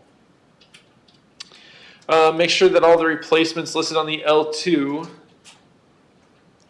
match from the worksheet to the budget certification. I'll also add into that that they match the max budget and levy, max budget and foregone amount worksheet. That's always a mouthful. So just a couple different places to cross-reference those. Just make sure they match. And be careful of the values of fire and ambulance districts, because they can decide what types of property that they're going to levy on. So if you know that a certain district doesn't levy all types of property, but it's matching the same thing as the county, well, that's probably an issue. Something might be wrong there. So just keep your eye out for these types of things.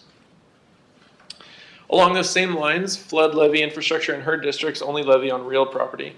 So if those match districts that levy on real and personal, then they shouldn't be balancing against those other districts.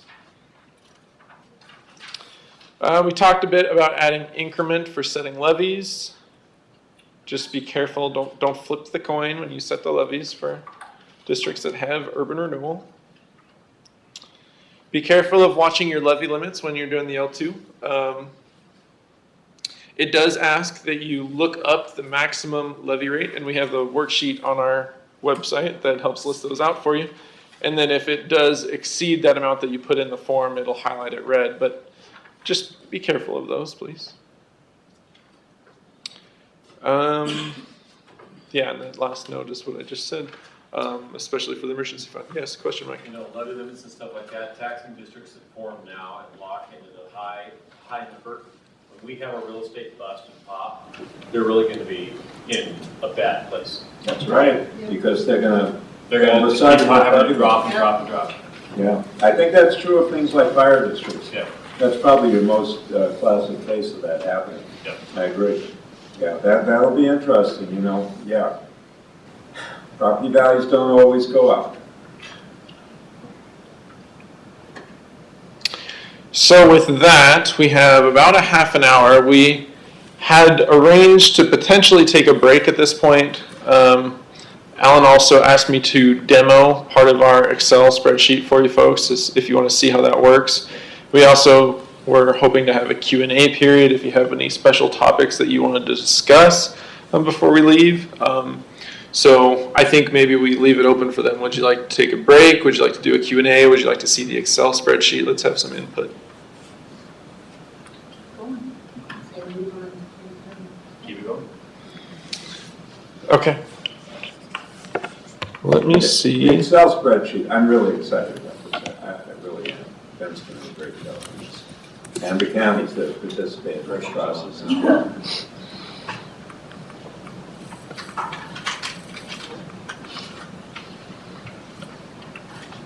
So this is a live one, right?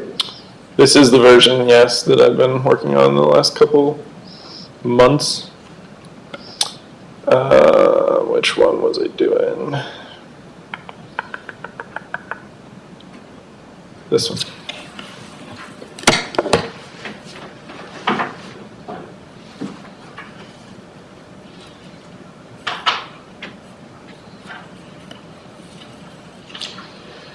Okay, so for the benefit of those who weren't here for general sessions, I'll talk in terms of, I'll basically start from the beginning.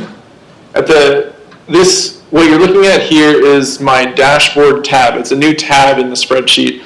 The whole goal of this is, well, the standard L2 worksheet that you're used to seeing, it's not getting easier to do, it's getting longer. And so to the extent that I can try and only ask a few values from you, that can hopefully simplify that. And then I can carry those values over to that L2 worksheet and you can review it for correctness. So this dashboard tab is trying to simplify the questions that you have, the values that you have to input, and really isolate things that apply to your district or the district that you send this to, because I know a lot of you complete it at least partially and then distribute it out to the districts. So at the very top, we start off with the instructions portion that says that you're going to be entering values and selecting text in fields that are in this green color. So that's really the focus of this spreadsheet. Is if it's green, that means you have to change something there. If it's white, that means that it's either formula driven or I input that value from a value that I have stored and I know it, or something to that effect. You also occasionally have values that'll turn red. And those are things that I can flag out because I know, based on the other things in the form, that that's wrong. So if something turns red, you really can't ignore that. It's got to be wrong. And if you can't figure out why, you can let me know and we can try and figure that out. So let's walk through here. Does anybody have a district they'd like to sample this out for? A real district. Real district, you're just kind of curious how their form might look. A city? So let's pick up the form for a city. So you'll notice that that row below was blank until I picked the city. So now the row below says, okay, well, what county do we want to look in? Kootenai. Let's go down until we get to the K's. Oops. Now the next row is unveiled for us. What district are we looking at? A city in Kootenai. So what I will show you right here is my limitation of Excel is I can limit this district list based on your county, but I can't also limit it based on the form type. I have to pick one of those. So I chose to limit it by county. I think that's more beneficial for you. If I give you a list of all the cities in the state, that would be a little more annoying, I think. So I'll give you a list of all the districts in Kootenai County, and you can look at the cities. And so you'll notice in this list, there's school districts, highway districts, fire districts, the whole thing here. So if we look at the city of Post Falls, as soon as I select that, the form inputs that this is not a multi-county district. Post Falls does not lie across any other counties. It's only in Kootenai. So down below where we have to input values, anything that would otherwise ask for another county's value is going to be blanked out because it's not applicable. Then we have the 3% that they could change theoretically for purposes of calculating the maximum allowable by statute. It only really makes sense to leave it at 3%. But if for any reason they'd like to reduce that below 3%, they have the capability to do that right away. Then they'll enter in the net taxable value plus the estimated subroll, not including operating property, for each district that they, or each county that they lie in, as well as their new construction value. So when I test drive these, I have a tendency to do 1, 2, 3, 4, 5, 6, 7, 8, 9. Entering values in here will start to reveal the next steps in the process. I don't assume that I don't force you to enter new construction to move on, because it's possible that some district might not have new construction. So the next step in the form then, it says, well, did you have an annexation? Let's just say no. That is a drop-down box. I should show that it's a drop-down box that has yes or no. So if you click nothing, it'll do that, but you can also type in no. So we don't need to see the lines that are related to an annexation. If you had gone in and said that, yes, they have an annexation, well, I'll ask you to enter the value of the annexed area. Otherwise, we'll just skip past that. Does the district have expiring urban renewal? We know that this one does. So we'll say yes, and we'll be asked to enter the value at 100%. It will reduce it to 80%, and you can see that in some of the other forms that are done here. Was the city annexed by a fire district? So this is one of those special cases. If any city is annexed by a fire district, they're required to reduce their budget, their maximum allowable budget, by the amount of money they spent on fire protection services in the prior year, because they'll no longer be providing those fire protection services. So if they did, you would have to enter that in. You'll only do that the first year. Correct. Yeah, so Wallace is done. They're not doing it again, they're done. Right, so that was completed and done with. That's correct. But if it happened to another one of your cities, the downside is the fire district wouldn't get much of a bump. Probably. So I don't think it's ever going to happen again. Last year was the window. The next thing they come to is a block that's sectioned off, where all this information has to come from the recovered, recaptured property tax and refund list. This is a form that you'll make and send out to them, and they can fill this in. Or if you're filling this out for them, then you can use this form to fill it in. I know up here we don't have solar farm tax, so you can say no, and you'll be able to skip the next 2 line items. Do they receive recovered homeowners exemptions? Okay, we'll say yes. How much do we get? 1, 2, 3, 4, 5. These are all filling in the next forms in the spreadsheet. So it's fairly rare for them to have any values in columns 3 through 6, so you could say no and skip the next one, and you're moving right along, and we're getting pretty close to our filled in dashboard. The last portion is related to foregone. This is another value that in the past we've asked you to go look up. Go to the max budget and foregone amounts worksheet and look up your foregone balance and put it in the form. Well, this is another one of those cases where I know what that value is, so as soon as I let you pick your district, I can input it for you. Please do check that. Make sure it matches what you believe your foregone balance to be, or that district's foregone balance to be. If it's not, we can talk about it. Sometimes there are some misunderstandings about things that were submitted, thought that a resolution was done when in fact we didn't receive one. Maybe we just need to receive that. It's things like that we can resolve, right? So we'll ask you, does the district want to use their foregone balance to increase their budget this year? Let's say that they did. If they did, the calculations have been done so that if you want the 1% for your M&O, you could go up to $135,000 for that purpose. So you could do the 135 there. If they had capital projects, they could do an amount there for those as well. And once you put amounts in those boxes and say that you want to recover foregone, it'll then prompt and say, please do the resolution and submit that. Okay? So that's effectively how they go about entering information. This is calculating their maximum allowable. This is the whole process. And so it's intended to be a lot less painful from that standard L2 worksheet that we walked through in the general session and that we still are maintaining here. But with that being said, that is still included here in the spreadsheet for you to review all the numbers that are going into this. So in this example that we just walked through, we have the highest of the last 3 years.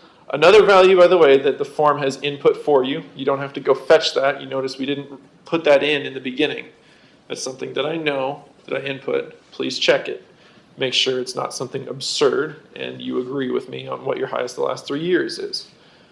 So it takes 3% there.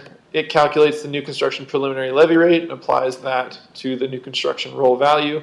And in this example, they're getting about $10,000 in new construction amount. I can zoom in slightly here. So is your, oh, never mind. So for Where'd you, I'm sorry, go ahead. Oh, what I was going to say is that she's going to touch on expiring urban renewal. So the section up here related to new construction explicitly says do not include expiring urban renewal there. Because of our statute changes, we cannot be lumping them together. One of them is limited by the 8% and the other is not. So I moved expiring urban renewal down here you enter in this value from row 11 came directly from that dashboard, that 1, 2, 3, 4, 5, 6 that we typed in at the beginning. Then the form reduces it to 80%. So that's how we, then it multiplies that by the new construction preliminary levy rate up higher and says that you got $8,000 in budget growth from your expiring urban renewal. So for Bonner County, our road and bridge is a completely separate L2 now going forward because it has a different maximum budget in foregone. So are you gonna be able to account for that when Bonner fills out their L2? So if you go up to the top, where it's already pre-filled in with the maximum budget? So we talked about this a little bit in our general session. This form, the way I have it written out, can account for every type of district except a county that has a road and bridge that does not span its whole county. For that, I have to design a new form, and I haven't even gotten started on that yet, so that one's incoming. Okay. So Yeah, this form won't be able to do that well for you. one of tell the you that. problems is you can actually, your total budget is what's capped by the various 3% and so forth. If you want to take and pump up the budget of the county road and bridge and take it away from something else, that's your choice. And we can't tell you not to do that. So it's not really set up to handle that when it's a part of the county, not the whole county at this point. We're working on that. That was the little issue that we ran into a couple weeks ago. And because it is so different, and it's only in cases where it's counties that would have this issue, I don't know if I'm going to have the same level of automation to it, whether I'll have a dashboard, right? If I make something for you like that, it's probably going to look more like this one, where it's going to be a standard L2 worksheet, and I'm going to figure out exactly the calculations you need to go about that. Because it is a lot more complex and we have a lot more things to consider. So yeah, that one's forthcoming. Alan brought that up, I think, the week before we started teaching these. And I was like, oh. Yeah, Ben was not happy when they pointed that out. He was really proud of this thing, and it's great. It works for so much of the state, but not you guys. Which, Yeah, well, we have about 10 unlucky. like that. It's not just Monroe. Just yeah. a place you can add it up there. Just that easy. Just add another line. I'm just Yeah. glad to see that Kootenai isn't the only problem child, okay? Yeah. Most of the problems. You've heard of Bonner, right? Okay, so moving on down the form, after you get below the expiring urban renewal, we start deciding, are we subject to caps? So you have line 14 being how much they could grow if they were not subject to a cap, and then line 15 saying, well, this is what the theoretical cap is. Whichever one of those is lower is which one you get to take. If your growth runs above the cap, you have to just reduce it to that cap, okay? So in that, when you've got the expiring urban renewal, I was just looking at that. So expiring urban renewal, 80% thing was that $7,900, right? On line 13. How is that accounted for? Oh, you add it to the total cap growth. I see. You multiply it by the 8%, and then you add the expiring urban renewal above the 8% here. Okay, got it. I was missing. And it's added in line 14 also. Yeah, I got it. So that's how we account for exceeding that cap. There are a couple different ways I could have done that, but that changed the form the least, and so that was my intention, is this is sort of a form that people are generally used to seeing. If I completely restructured it, then people might just be too confused. I understand that people who are new to this are always going to be confused, but if you've done this for 20 years or 10 years or something, I don't really need to make things worse for you. To the extent that I can keep it similar, it'll make your life easier, and that's really, I'm taking that into consideration also as I'm trying to change these, okay? So the next section in this standardized one is the replacements, recovered, recaptured. We input all those on the first part. Those replacements are another area that I auto-filled for you, so you can check those, make sure those make sense. Make sure that matches up what you think the district should be getting in replacements.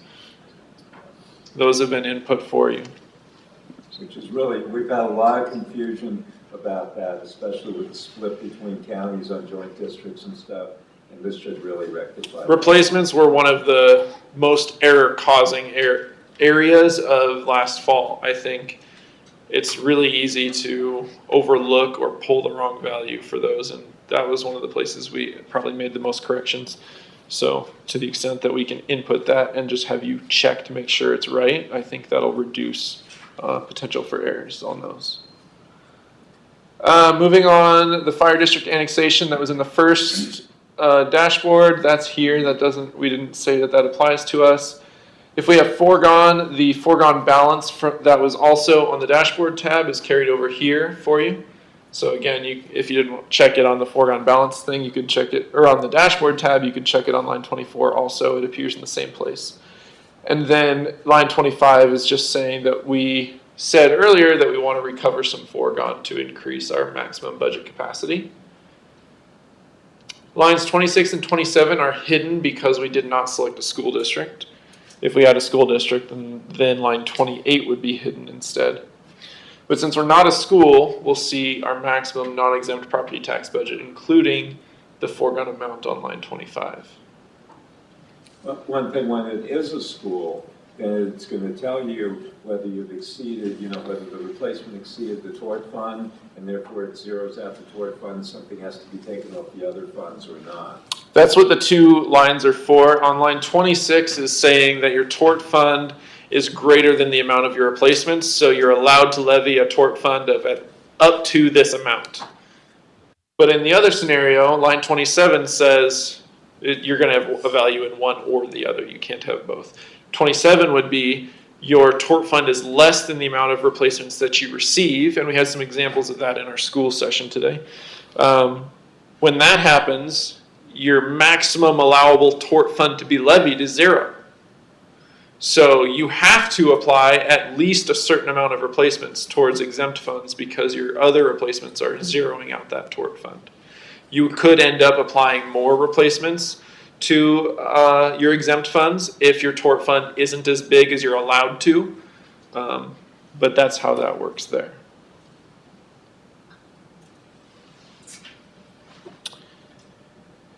The L2 dollar certification, since I just input values for this district, there's something highlighted as red, that 93,000, let me zoom in for you a little bit here. 93,425 is not a correct value, and I need to look at why. That looks like the school thing we did earlier, right? Yeah, it's because it's for a tort fund or something. Now it says city up there. So this should have been probably erased before they started. Is it because you don't have a fund name in it? No, there is a fund name for it. Hold on, let me unhide this.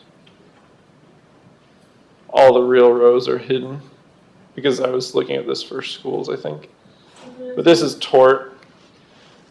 So, but it only shows up if you're a school district. So it's something that generally is hidden if you're not.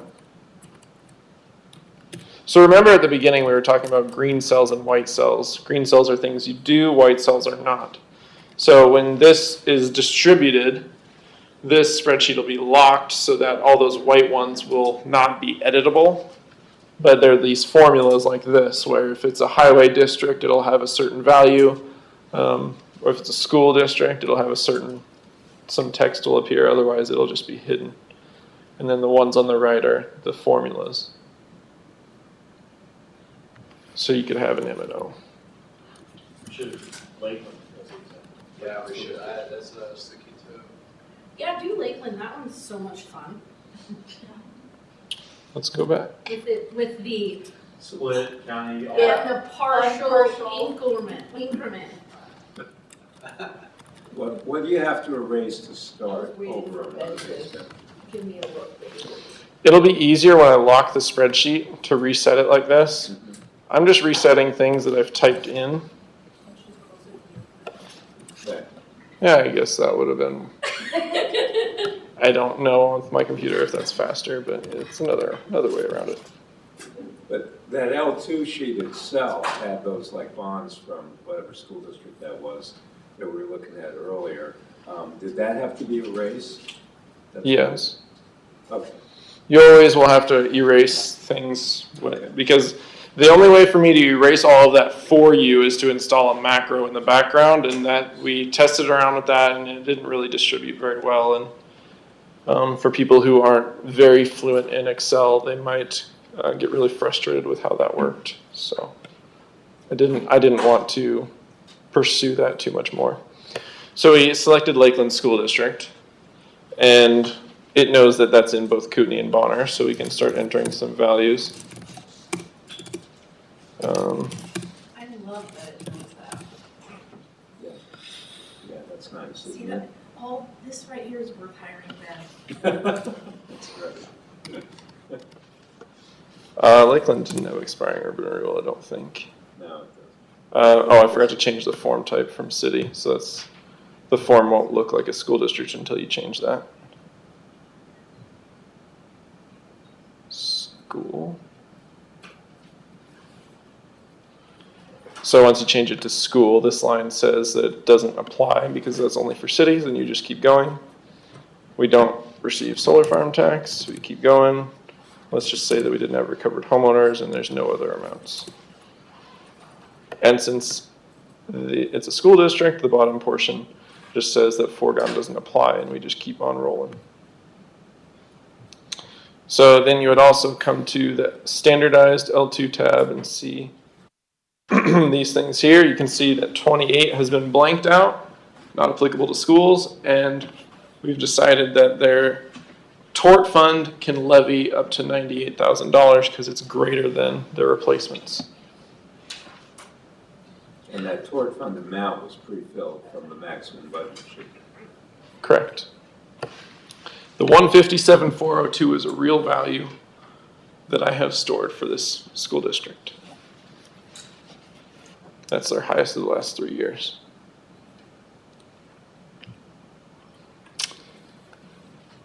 So since this is a school district, they wouldn't have an M&O. And down below it says tort. So how much did we, that's, Or I have from last year, 93,425. Right. so they could levy 98,568.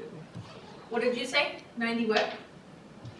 98,568. And they levied 93,425. You have to go back, though, and add back the replacement money to that. Yeah, so that would be reduced by their replacements also. So they get 63,977.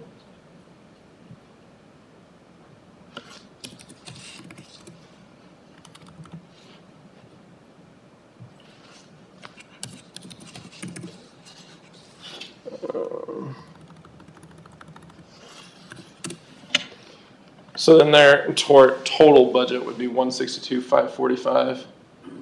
After their replacements, then they're levying the 98,568. So a couple different demonstrations. If you go over by $1, the whole column is highlighted red to let you know that you violated the maximum there. If you say you underrepresent your replacements, that would also cause that to go red. And then down below, where you balance against your replacement dollars down here, it's saying that your subtotal for your replacements don't balance. And it's highlighting that red for you also. But that would be, let's see if this goes down $1 again. So that could happen if you stay within the maximum, but you don't account for all your replacement dollars. You're supposed to come out to 63,977, but you don't quite meet that. You don't account for all of them. It'll highlight that red for you. So that was one of those new rows I added down there that just carries over the value from line 22 from the L2 worksheet, just to help with balancing and make sure that those are accounted for. Did the exempt funds populate automatically too, or? No, that's just left over from a previous example that I was doing. So yeah, I can't fill those in because I don't know what they are. Those do change a lot year to year. I've gotten some feedback that we could try to at least populate the names, but as we've kind of discussed, Alan mentioned a little bit earlier that bonds really get paid off without us ever learning about it. It's a little difficult to populate those too, and so I think it's more consistent and reliable to have the districts do that. They know those better than we do. What about drop downs? Like in the, I toyed with that idea too. yeah. I was playing around with that. Also, I was trying to associate max levy rate limits with the different types of funds. Right. It becomes tedious because not every district has the same types of funds available to it. So you have to make the drop-down box for the fund types. You would like that to be dependent on the type of district also. Yes. The background work in Excel to make those different layers of dependent boxes is extreme. I can't. It would be nice to kind of mimic the web-based, is what I was thinking. Yes, and so that's the limitation of Excel. Some of those things are much more easily attained using web programs and web coding. Excel that really is not designed to work the same way, and so forcing it to do that is extremely difficult and sometimes impossible. But honestly, for everything that you've done with what, it's pretty user-friendly and, It's gonna prevent a lot of. oh, totally. Years. Especially with the added complexity, the taxing districts are just gonna go crazy with some of this year if we don't do this. I still think about the district last year that called me, it was a fire district, and it had added its total taxable value in twice, once for operating property because it didn't know what the words meant, okay?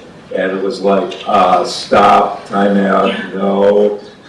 You know, and we don't want those things happening, right? And so this is going a long ways, I think, toward improvement. Oh, I think, yeah. So they don't have to use the, I mean, last year we had the calculator tab. Is that something that they have to go in and work? Right, so that's a good thing to point out. I talked about this during their general session a bit. Remember, and I emphasize this a lot when I'm talking to them specifically, remember that we're focusing on green values, right? Mm-hmm. So look at this calculator tab now. There's not a green value in it because it's all populated from the dashboard. So once they fill out that dashboard, all those values they fill in the calculator and they fill in the L2 worksheet. So those no longer are something they need to fill out, but are tools for review. So I'm asking them to input and complete the dashboard and all the questions that are related to that, but the other ones are helping you review because you have expectations of what their operating property was and their budget was and their replacements are. Those are all still going to be there, and so you'll be able to find those and make sure that those are entered correctly, but you're not depending on them to put it in correctly because I'm going to be putting it in.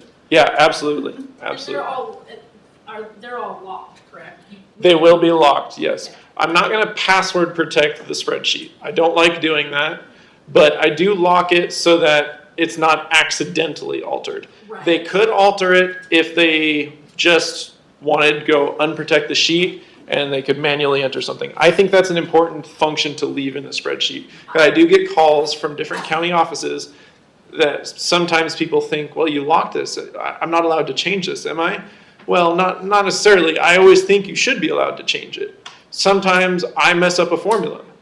Maybe it's not reading something right. If that's true, I want you to have the capability to force in something that works, okay?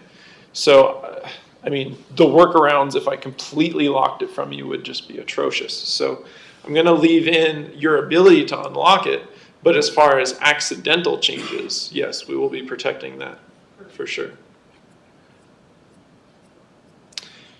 So we have 3 or 4 minutes left. If there's any other questions about the L2, this is not, like we said, currently on our website. Last year's one is still up there. We're going to try and get that pulled down soon so that doesn't get accidentally used. And we'll be trying to get this on our website soon. And I'll be working on developing the county without county road and bridge. That's not county-wide. I'll work on that form and we'll get that as soon as we can. That is a good point to think about and close on. We don't want districts using the 2021 or some prior version of any of these forms. We want to back them off and say, no, we're close, just wait a little bit, we'll have it out there. Please don't use prior year's versions. So are you guys, just because I have some stuff that I want to talk to him about, and work through, but are you guys next week doing stuff? You are? We're in Pocatello and Idaho Falls all next week. Well, we're doing the same thing. It's a repeat of this week, only this week we did Moscow and here. Next week we're doing Pocatello and Idaho Falls. Friday of next week is probably an office day, at least it is for me. Well, yeah, we'll see. I'm not sure. I haven't thought that far ahead. So if I want if I wanted you to look for those 2006, that December values, am I gonna have to wait till like Friday? The earliest would be next Friday. We're only going to be in our office for a couple hours on Monday, and we're just frantically putting things together for our next set of these. So Okay. Yeah. that would be the absolute earliest I'd be able to even try to look at that with you. They shouldn't have 2 months after legislation passed. Yeah, absolutely. We didn't learn about new legislation while we're presenting. I've heard the horror story that went on with I won't be able that. to find it, but if I was gonna see if Ben had it, you know what I mean? Yeah. Okay. I know. Well, we made a lot of progress this week on it, so just give us a little bit. Oh, yeah.